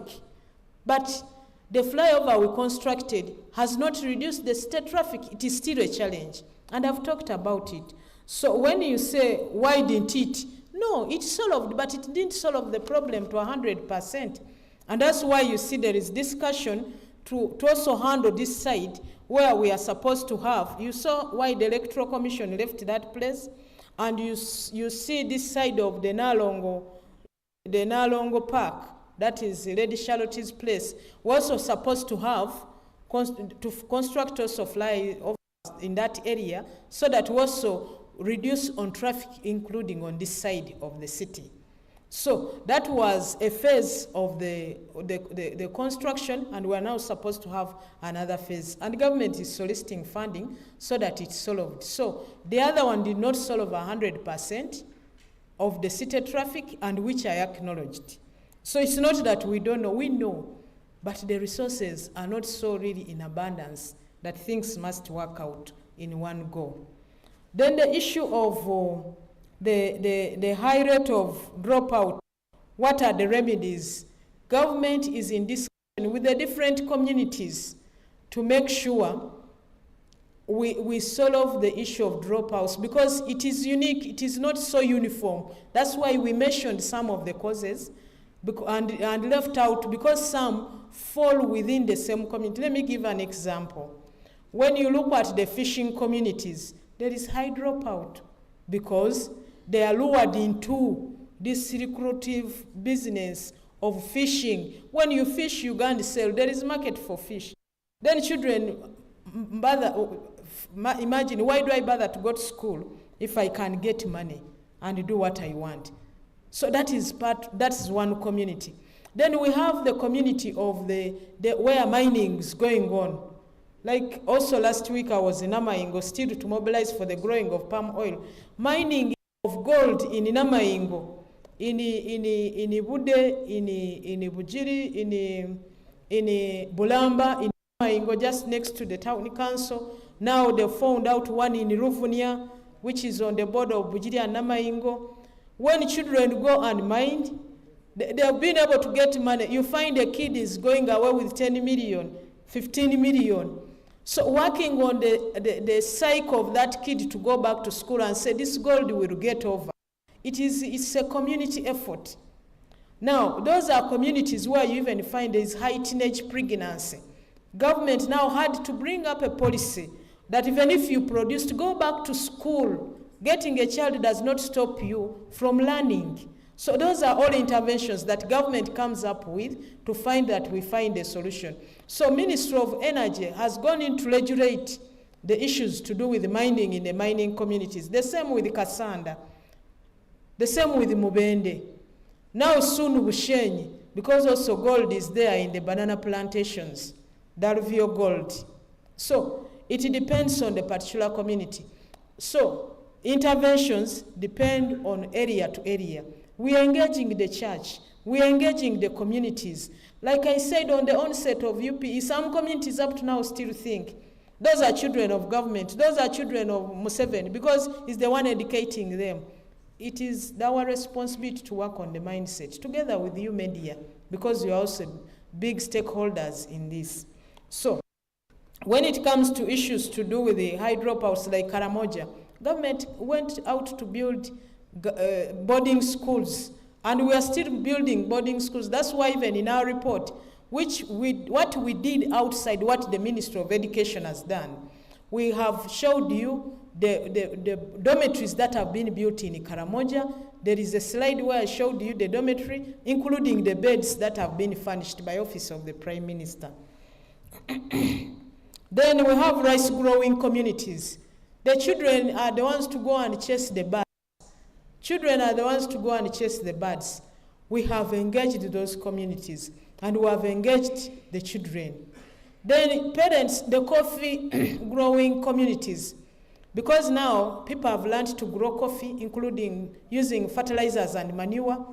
There is seasonal harvesting, but there is also off-seasonal harvesting. They are employing the children, they are using the children in the gardens instead of the children going to school. We are engaging them, and we work together with the leaders in the area. We don't work in isolation. Then the issue of under RAPEX, one has brought out the idea that as you talk on reducing the government expenditure, can you reduce constituencies? There are too many, and they have made the parliamentary expenditure so high. This has to be discussed it has to be discussed in phases. The discussion is on, started by you, the public, but as we talk, remember, the final decision has to be taken by Parliament itself. So we are doing, hoping we shall succeed, but chances of succeeding are minimal. Because how do you out yourself if it is you to take the final decision as a member of Parliament, and you say, wind up my constituency, merge mine with that of Honorable Nabanja, me I leave, and she goes. I don't know how many Ugandans would take such a decision, but we appreciate the challenge and the issues you are raising. Then still the issue of reducing on the size of cabinet. Whenever first of all, before I come to cabinet, the constituencies, we say, according to the constitution, you must have a number of 100,000 people, voters in a constituency, for it to stand as a constituency. But then you are the ones who come and say, we the fishermen of Kalangala, we want our own constituency.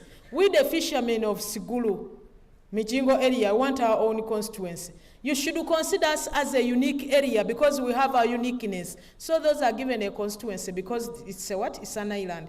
Then when it comes to those in the mountainous areas, then those in Karamoja say, for us the Iki, for us we even just eat honey. We don't even eat meat like the Pokota and the Jie. We don't eat crops, food like those in Kabonga and Karenga.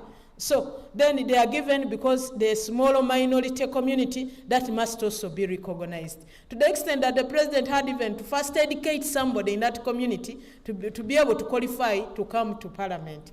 The MP you see from Iki, educated by state because they wanted a constituency, but they even didn't have their own who could come to parliament, who would meet the minimum requirement of senior 6. So the issue of we make good laws, but we don't implement. Wow.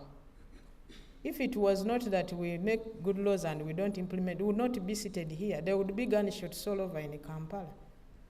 Yeah, because there will be recklessness on the side of different people, whether legal or illegally. But here we are seated peacefully. Say some. It is not 100%, but you cannot make a blanket statement that everything, when you are going to live here and move home, and get home. Should anybody disturb you on the way, that person will be arrested. That person will be arrested. So the Prime Minister would want to go, but I would request she talks to us about the issue of the issues to do with the disaster. Since she was on ground and she has always been on ground, then I will continue with the rest of the issues that I've raised.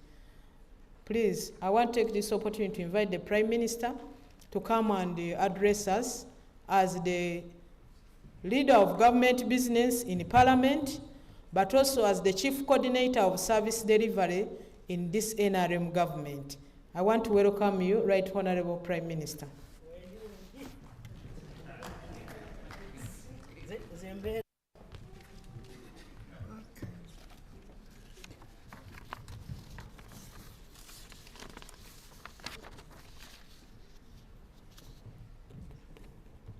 The Honorable Minister General Duties in the Office of the Prime Minister, the Permanent Secretary, everybody present, dear officials, in the interest of time, I have an emergency meeting in my office where we are planning for what you people asked for. I'm sorry I came late because I had two other meetings, very important ones. I had a commission meeting this morning, so I delegated Right Honorable Kaswe Lumumba to come and represent me. I know she's an able leader. Thank you so much for doing a good job. I bring you greetings from His Excellency General Yoweri Kaguta Museveni, the President of the Republic of Uganda.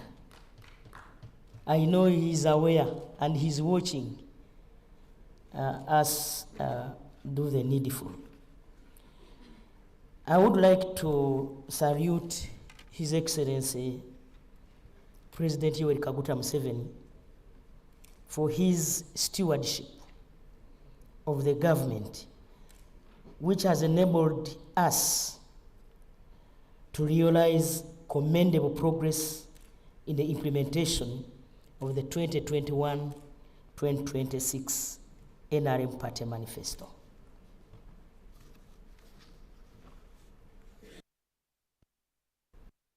To appreciate the Speaker, the members of Parliament, local governments, and our technical people for the good work well done. I want to give a synopsis because she has already made my speech. A synopsis and of in 2021. NRM government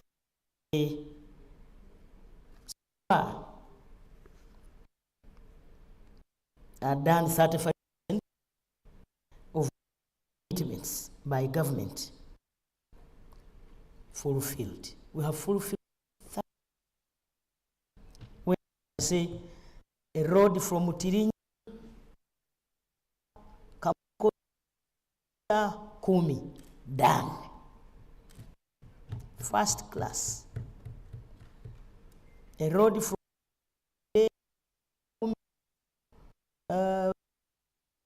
up to Hoima, first class. And many other roads.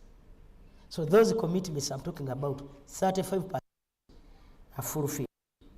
And 49% of our commitments are still ongoing. These are projects we were talking about, the flyover. We are yet to complete that, the Kampala flyover, and many other roads in Kampala that are still ongoing. I want to inform everybody in Uganda that almost Kampala is a construction site. Today, as I was coming here, I suffered with traffic jam. With my way, I could not move. Why? Because we are constructing. Kampala in the near future is going to be one of the best, is going to have one, we'll have best roads maybe in East Africa. I'm telling you, or Africa. I want to assure you that we are doing a lot to make sure that the ongoing projects are also complete. 16% of the work has not yet started because of a number of reasons, which I will explain in due course. By and large, this time round, and I can proudly say this, the NRM government will achieve 84% of our manifesto commitments.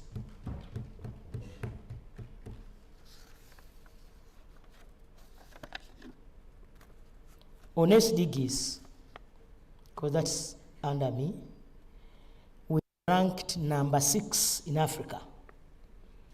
And you know countries we have in Africa, number 6 in achievement. And we are also, we are at 55% implementation.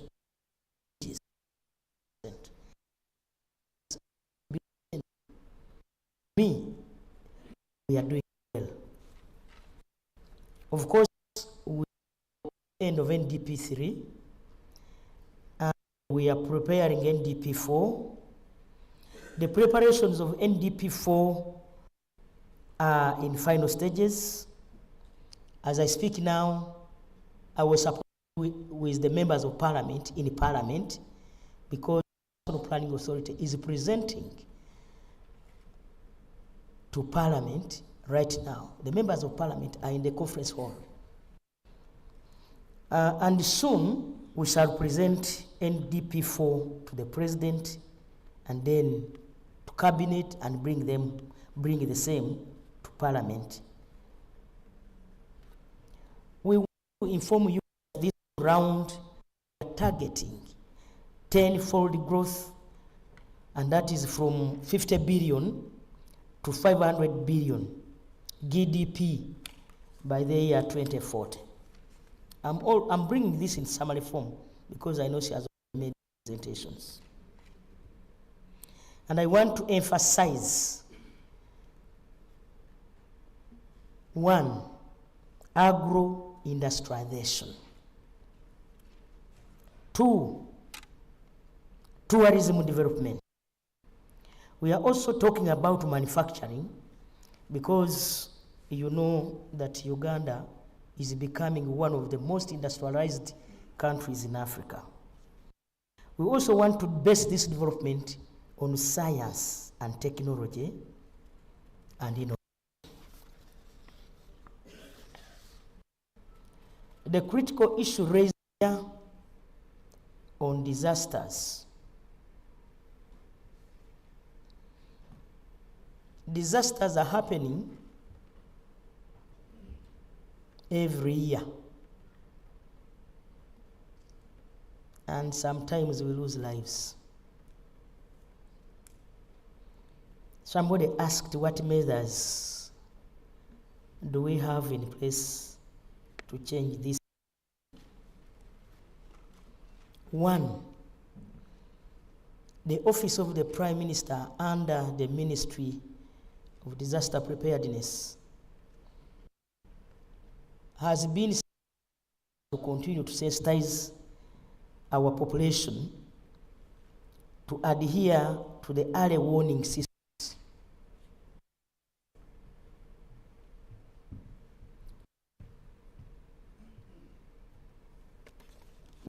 to make sure that we also, as government, improve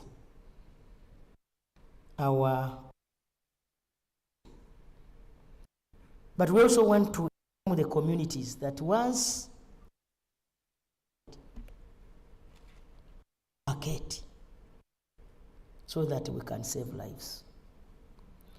The other thing is we have started on the process of relocating people at high risk to safer places. So far, 241 homesteads or households are already resettled from Bududa to Budamutie. Bududa to Budamutie.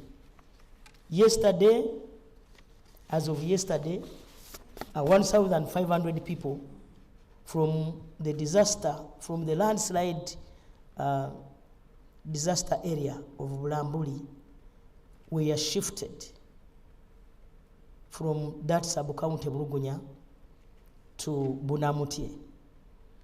I want to thank Red Cross, the Office of the Prime Minister, the Minister of State for Disaster Preparedness, because she's spearheading this for doing, but already a disaster had happened. We also want to inform the public that once you see a crack, because I'm told that crack has been there for some time, and that the Office of the Prime Minister and other people had informed those people to relocate.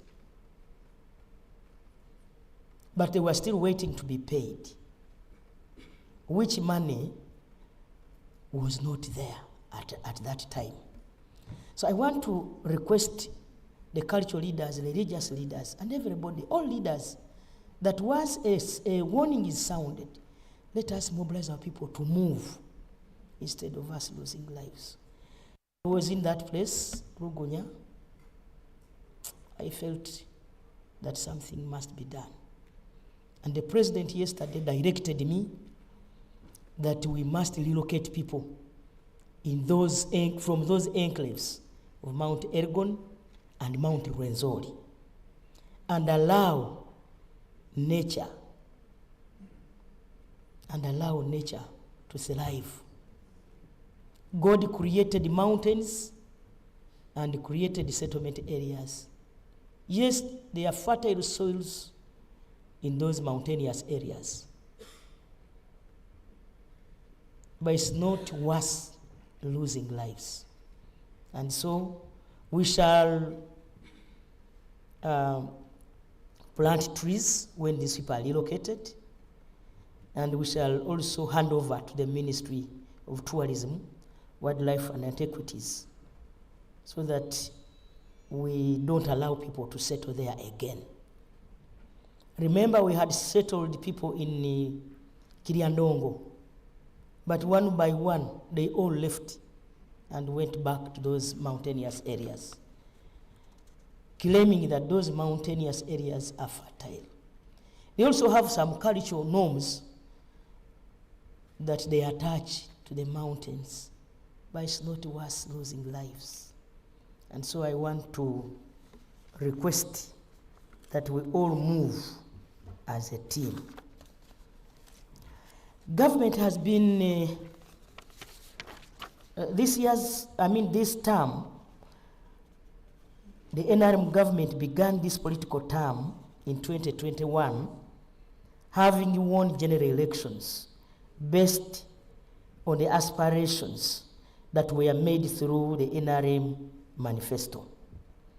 The manifesto was aligned to the National Development Plan 3, as you are aware, guided by government service delivery.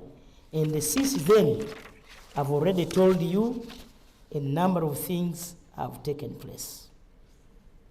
The manifesto of 2021-2026 was under the theme, or is under the theme, of securing your future. And through the stewardship of His Excellency, the President of Uganda, the NRM government has implemented the manifesto commitments in line with the 4 core principles. You know our principles: democracy, Pan-Africanism, socio-economic transformation, and patriotism.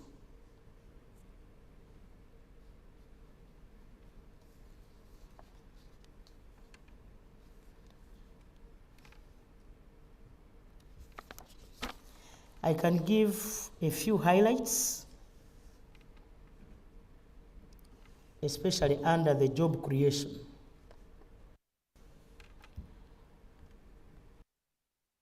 Opportunity period are 1,259,275 jobs computed from manufacturing alone. You know the industries we have built: manufacturing, emyoga, tourism, judiciary, energy sector, the presidential initiative on skilling. Cumulatively, the list of formal jobs has grown to 3.14 million, while informal jobs created by emyoga, Youth Livelihood Program, PDM, Women Entrepreneurship Program, are over 4.7 million, approximately 4.66 million. You know what is happening under PDM. I don't need to waste your time. Where government has so far capitalized all parishes with 200 million, and we are still doing more. Under agriculture, the agricultural sector grew by 5.1%, contributing 24.6% to the total GDP. In absolute terms, the GDP of the agricultural sector increased from 39.1 trillion in the financial year 2021-22 to 43.9 trillion in the financial year 2022-23, and this is within the agricultural sector. We have increased the food and cash crop production, livestock, fish volumes, and improved agricultural support services, which contributed much of this growth. Further, the sector performance witnessed improved quantity of coffee, as you are aware, dairy, fish, and tea produced in the country, despite the fact that the tea prices went down.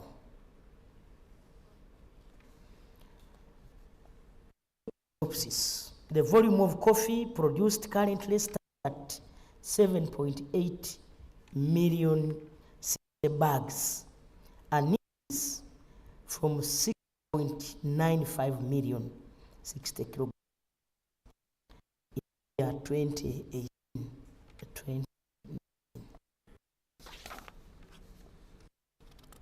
The number of markets constructed across the country, you know these markets. Okay.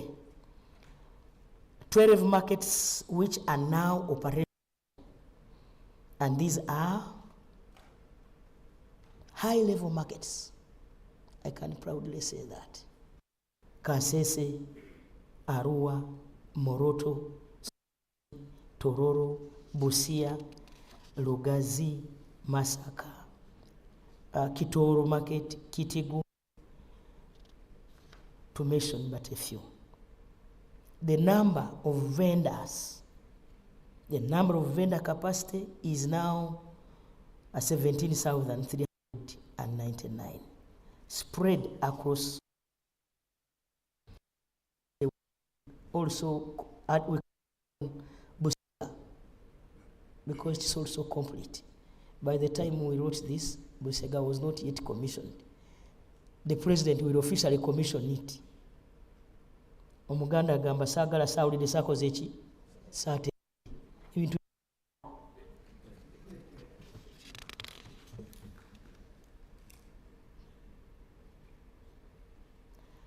The rural transformation funds, I believe she has given you information over that.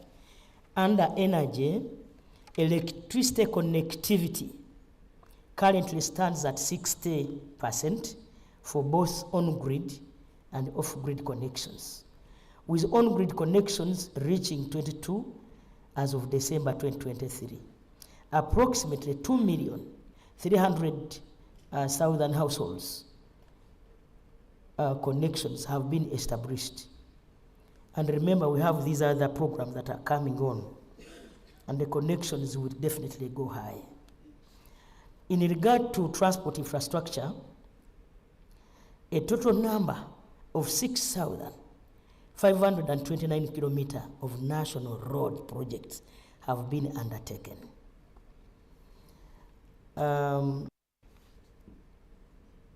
I think I don't need to go in details. You know that we have been able to connect this country from west to east, south to north on Tamaka roads. And that's a big achievement. Even those who abuse us, they abuse us while driving on good roads. On the standard gauge railway, recently the president commissioned the construction of the standard gauge railway. Government has procured a new EPC-T contractor, Yapi Mackenzie, from Turkey. The acquisition of right-of-way from Maraba to Kampala is still ongoing. The approved settlement action report, Uganda shillings 151 billion. 151.6 billion has been paid to 5,000 affected persons as of April this year. And we have already acquired 1,522.44 acres. Information and technology. Currently, the country has a 66.4 internet penetration as of 2023, up to 25%, 25.3% in 2016. The terre density,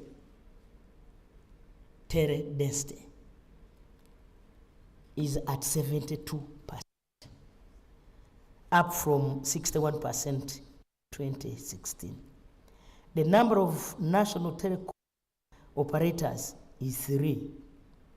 Mobile geographic signal coverage stands at 89 of the country and of 72 for basic voice communications.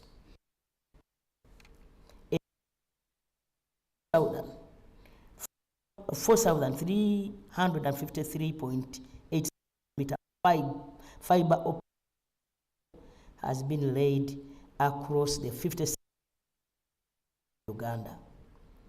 Internet subscription grew from 8.04 million in 2016 to 20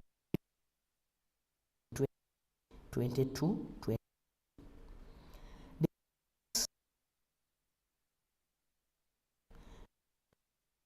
The 200 year 2021-22 to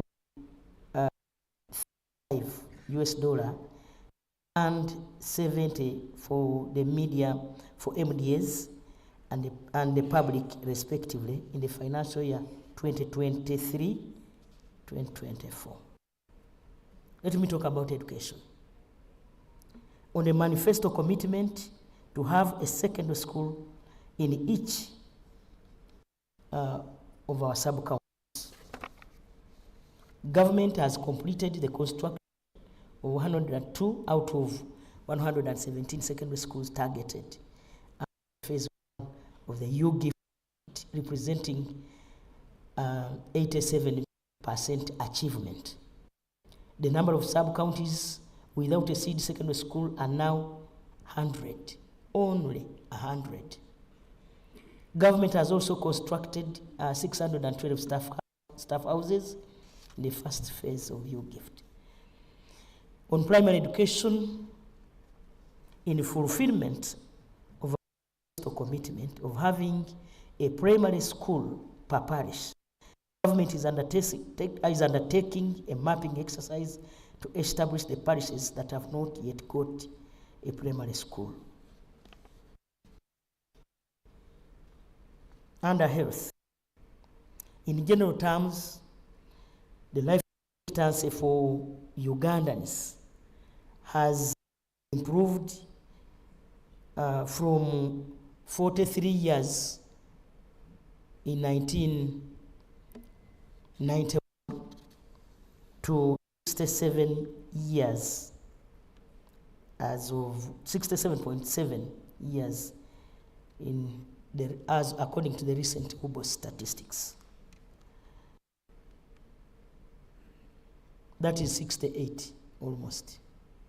So you were sure you will live for 68 years.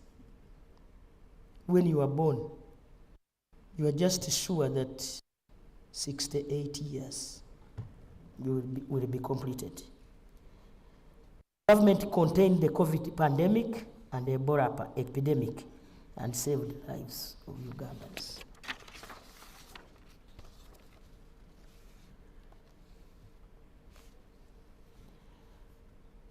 There are 4 public general hospitals and 16 regional referral hospitals, 5 national referral, and 4 specialized national hospitals. Government has 14 regional referral hospitals with CT scans and construction and equipping oncology center in Iguru was by 2023. And we want to make sure that the oncology centers are constructed across all regions. Government enhanced the salaries of our health staffs. On the commitment to construct and equip 236 health center 3s in the sub-counties that have a health facility is complete. 19 health center 3s have been constructed and 31 new health centers 3s have been constructed this financial year.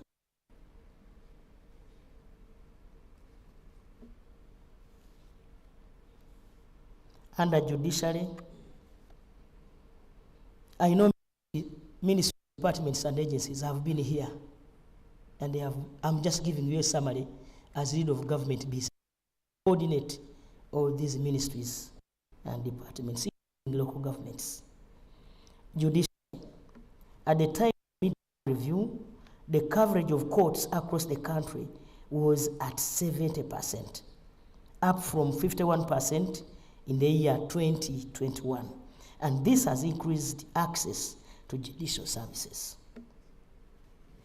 Further developments include 769 new appointments, enhanced pay for judicial officers, new office accommodation for the students, those who go near the CP police.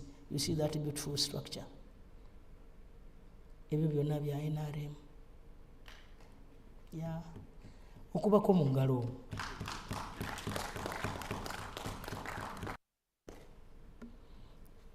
A court of appeal and various court circuits across the land. Under the Ministry of Lands, government has enhanced security of land ownership in systematic land adjudication and certification, issuance of certificates of ownership, certificate of customary ownership, and digitization of land registration. A register of customary land ownership has been developed, and 8,166 certificates were produced and issued to beneficiaries in Kasese, Nwoya, Paida, Padel, Abutale, Ajumani, Kisoro, Kabale, Mbale, Mbale City, Agagwa, Patch, Maracha, Katakwi, Soroti, Dokoro, Amrata, Terego, Koboko, Moroto, Amudat, and Namutumba.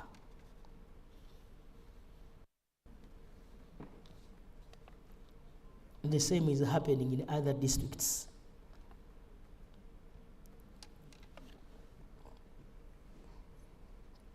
The East African Community. Government through the Ministry of East African Community has continued to steer the country to the attainment of the manifesto commitment of achieving economic and political integration. Also, 8 one-stop border posts have been constructed and are operational in Goli,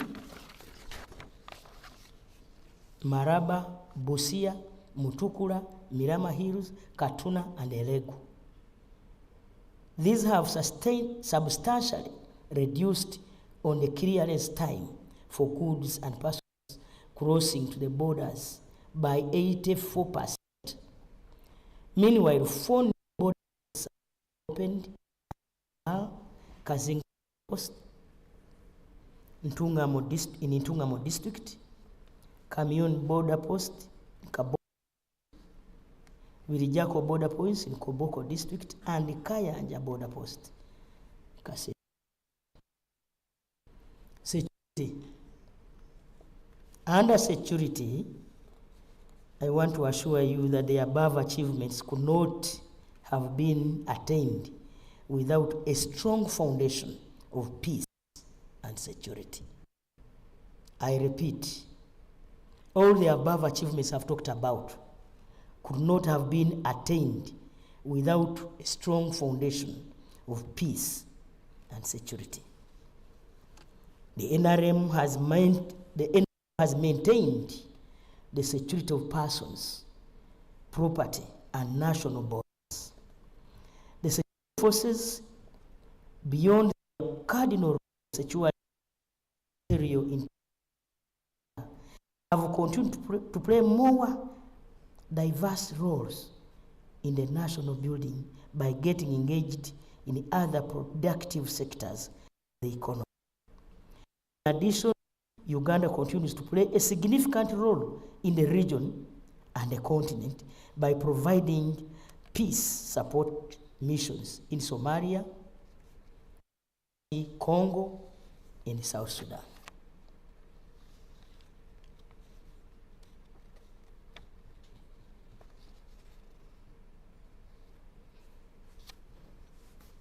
Ladies and gentlemen, we are here to take stock. Omuganda agamba, tubalirira. We are taking stock of the manifesto commitments and achievements to Ugandans. We are identifying implementation challenges of the manifesto commitments to determine the way forward and to popularize the achievements so far realized. The brief statistics provided above are from a wider report which provides a detailed account of progress on all commitments with the manifesto. So I want to once again thank our director, Mukube, and your team. I can see my brother here, and your team for the good work well done. I want to thank the Minister for General Duties, Right Honorable Kasule Mumba. Thank you for work well done. The Permanent Secretary, Office of the Prime Minister, that's is a unifying factor. And everybody present, and Ugandans, the private sector, our government partners, and everybody, thank you for the good work well done. We promise to do more in the WND. We shall coordinate government, parliament, and all other departments for God and my country. I will come back when we are closing, isn't it? Thank you so much. Let me rush to the other meeting. We are having a meeting. Maybe let me give you, this is not on the manifesto. Let me give you statistics of what really happened in Bulambuli. On Friday, when I was there, we found that with the effort of the local communities, we had so far recovered 20 bodies. And I thank the president because he facilitated us to give them a decent send-off. As of yesterday, we had other 8 bodies. We have 23 people sick in hospital, those who survived. We had challenges. You know that part of the country receives a lot of rain. And as I speak, I'm told it is raining. It's very difficult. The terrain is so difficult to even construct roads there. And so because of the terrain, we were having it difficult to take our excavators to help in the exercise of exhuming the dead bodies, because I don't have anybody alive there. And we are told 3 villages were covered by mudslide. 3 villages. And so, as of yesterday, at least we got an excavator. I want to thank my brother, General Don Nabasa, who helped us with 500 men, army staff, who are helping the communities because the communities had got tired.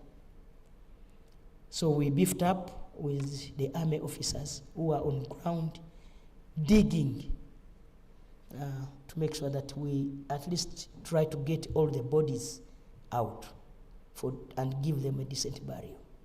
So as of yesterday, the total number of deaths recovered were 28.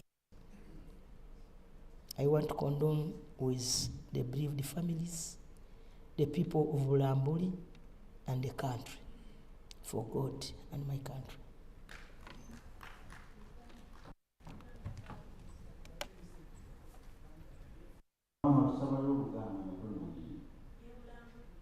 Bulambuli?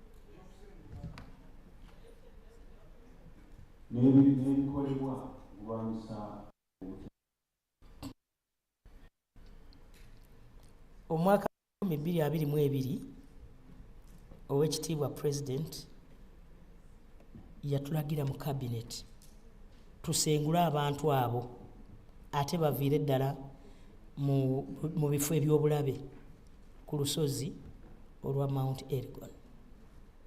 Twatandika omulimu naye gubadde gugenda kasoobo olwa ssente. Twali tulina okufuna ebigenderako nga endagaano abantu ze bakola ne basayininga. President yatuwa ekitongole kye bayita give directly ne kituwa $7,000,000 buli household. Government muzeyi n'andagira ffe tuteekeko $10,000,000. naye tubadde tusanga obuzibu mu kukola ekintu kino. So ffa twakatwala abantu 2 families 2 3 241 nga n'ekizibu kino tekinnabaawo. Tubadde tukola naye nga tusanga obuzibu, omuntu afuna sente ate n'agamba ye tagenda ate n'addayo, ebintu bwe bityo. N'abakulembeze abamu abatali bonna, abatono, nga bagamba nti obululu bwabwe bugenda, bwe tubasenga tubajja wali tubatwala ewalala obululu. Kakati ne ŋŋamba obululu ate onoobufuna nga abantu bafudde. And so tusaba abakulembeze bannaffe ab'ebitundu ebyo ebya Mount Elgon ne bakkirize tukulire wamu, naye abantu bo bambi bali willing okutambula, babadde babuzaabuzibwa nga tetutambulira wamu n'abakulembeze ab'omu byalo. Y'ensonga lwaki olaba nti tuluddewo, kuba 2023 twatandika mu January era ne batuwa ne ssente biliyoni 10 omuwa ate ne yeetooloola ogenda okulanga azzeeyo. Naye kati pulezidenti atugambye bonna baveeyo, oba ofunye ssente, bw'oba oyagala okusasula tukusasule, oba toyagala kusasula ebyo bibyo, ebirala tujja kubiteesa ng'abantu balamu, ebisigadde tujja kubiteesa ng'abantu balamu. Ogambe nti nze bansasula naye nalina ekibanja yiika 10, naye katusooke tutaase ki obulamu. Ekyo tumaze okkiriziganyako nga kabineeti. And so nammwe bannamawulire tusaba mutuwagire, kubanga amawulire ne rediyo zeeyo ezimu zibadde zikola olugambo olukyamu. So singa tunaatamu ffenna bannayuganda, omulimu guno ofiisi ya Prime Minister ejja gwanguyirwa. Weri ofiisi yange egenda ku kyalinga olukiiko yalagidde eggulo minisitule ya kuba tugenda kugula ettaka okulaba nga abantu bano tufunayo tubasengulira ne tumaze, naye kati betubadde tubalirira balabika beeyongeddeko. Mu 2023 twali tulina amaka 15,700 kubanga kati olagamu agali ebulambuli nga Soti, Bulugunya, eddala ndyerabidde PS oyinza okunyambako, na Misuni eddala gali 6 geegaseeko, kubanga olunyanfa olwaviirako kiri okubumbulukuka lugaziye, era bonna twabajjeeyo abasinga, era n'olwaleero bali mu kujjayo. By yesterday tubadde tulina abantu 15,000 ge maka nga 305 ge tubadde tusengudde nga tututte mu settlement camp e Bunamutye.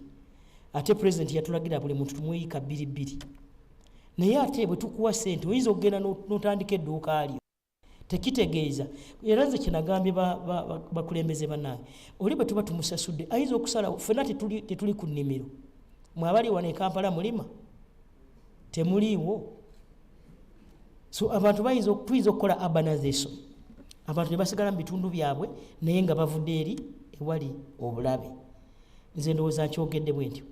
Tugenda kuteesa gavumenti esobole otuwa ssente miliyoni 10 ne tugenda okuwa abantu betusengula tusobole okubajja mu bifo gye bali. Naye kati ekirungi baavuddeyo dda abasinga bagenzi bali Bunamutye.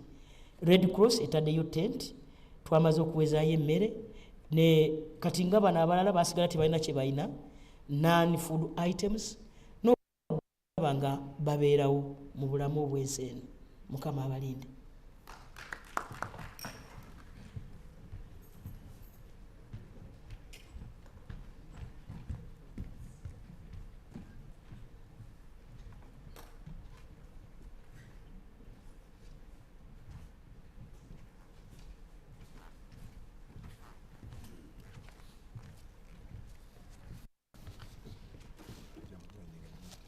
Thank you so much, Right Honourable Prime Minister.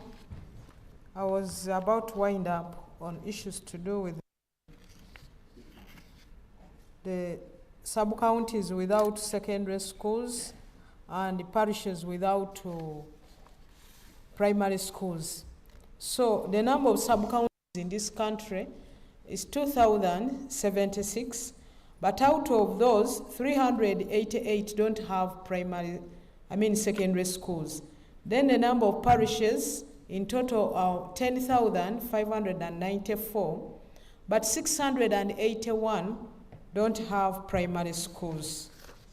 So that's something we still have to take on as government. But the challenge we have always had, whenever we are moving near the election cycle, people come up to say, want to split our villages, want more parishes, want more sub-counties. And once anything new is created, they all have to fit in that system. It becomes a date with government. Then we also have the question that was asked, that how much does it require us to be able to roll out fully the monitoring and evaluation web-based system? So I've been informed by the PS that completing the pending functionality, we need 1,632,000,000. Then central government, local government, and secretariat training, we need 1,041,000,000. Then equipment, that is hardware and software, we need 67 million shillings, 670 million shillings. Then resource enhancement and accountability program support team, we need 1,144,000,000 shillings, which comes to 4,844,000,000 shillings. I think the issue with the disaster, I think the Prime Minister has been elaborate on the issue. I should say, I've done what I was supposed to do.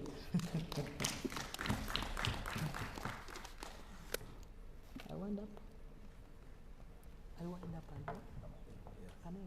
yes. Okay. So I want to take this opportunity once again to thank you on behalf of the Office of the Prime Minister, because we are part of the team, like he told you, to do this mid-term review. I was under the Prime Minister, and I was the one chairing the whole process until we concluded together with the Office of the President. I want to thank them for the work they did with us, and also thank the whole team. We want to thank you, Office of the President, under the Minister, the PS, the technical teams, and everybody. We want to thank the Office of the Prime Minister. The whole team worked together, but also I want to thank the NRM Secretariat, the Secretary General who delegated, the Deputy Secretary General, and the whole technical team at the Secretariat of the party that were able to work together and bring this together and bring accountability to the country. But I want to say that what we have achieved, let's maintain. Because sometimes what government has done, people in local governments and even the communities that have been given the facility don't want to own it. And once you don't own it, maintenance becomes a problem. And yet, once government has given you that service, there are other communities that are waiting. The government will move to those other communities to also be able to get what you people have been able to get. You know it very well in the Constitution. We are supposed to serve the whole country in the same way. So we have to balance service. So once it has been given to you, own it, maintain it, so that you take advantage of it. Whatever government program comes to you in your community, pay attention, be part of it and participate, because that's the only way you'll be able to also benefit as an individual, but also benefit as a community. Sometimes I get surprised when I look at some of the people in some areas where we go and you find the cows sleeping in a classroom because it's a weekend or it's a holiday, and the community is not bothered when the cows come to squeeze or scratch their skin on the wall of the classroom. And in the neighborhood, the community members are not bothered. Please, that is your share. Once you have been given, that is it. Don't think, still push it to government. But lastly, I want to thank His Excellency the President, thank the Vice President, thank the Speaker, thank the Chief Justice, thank the Prime Minister, and all of their deputies, all of ministers, technical wings headed by the permanent secretaries, private sector, and you, the messenger, the media. Thank you so much for God and my country. I don't think that's the deserving clap. Please join me again. We put our hands together and we give a big applause to the Right Honorable Minister Justin Lumumba. So once again, allow me to express our gratitude to you, Right Honorable Minister, and your team. And we now come into the end of this session. And I believe our citizens, wherever you are, you have been able to appreciate what the commitments that are to be implemented directly by the Office of the Prime Minister, how far we have gone on them, and also to benefit from the summary once again that the Right Honorable Prime Minister has also given us to appreciate how far we have gone on the strategic journey, on the global journey of the whole manifesto. So you could now raise for the anthems in the reverse order. Right Honorable, we will also request for you to have a photo opportunity after this session. 2:30, we are here once again, and I think we'll have presentation of the Minister of Internal Affairs. So our partners, please keep pace. Thank you.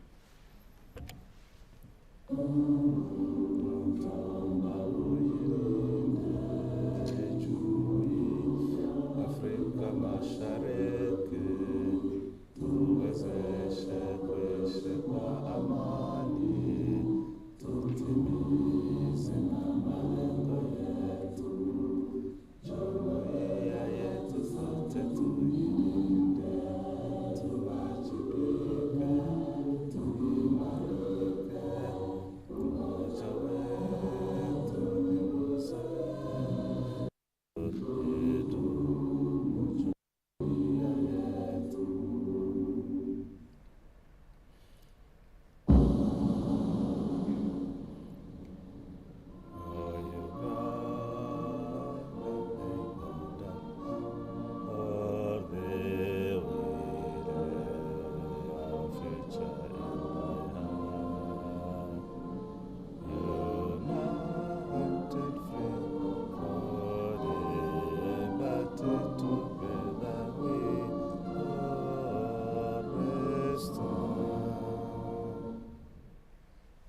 Thank you.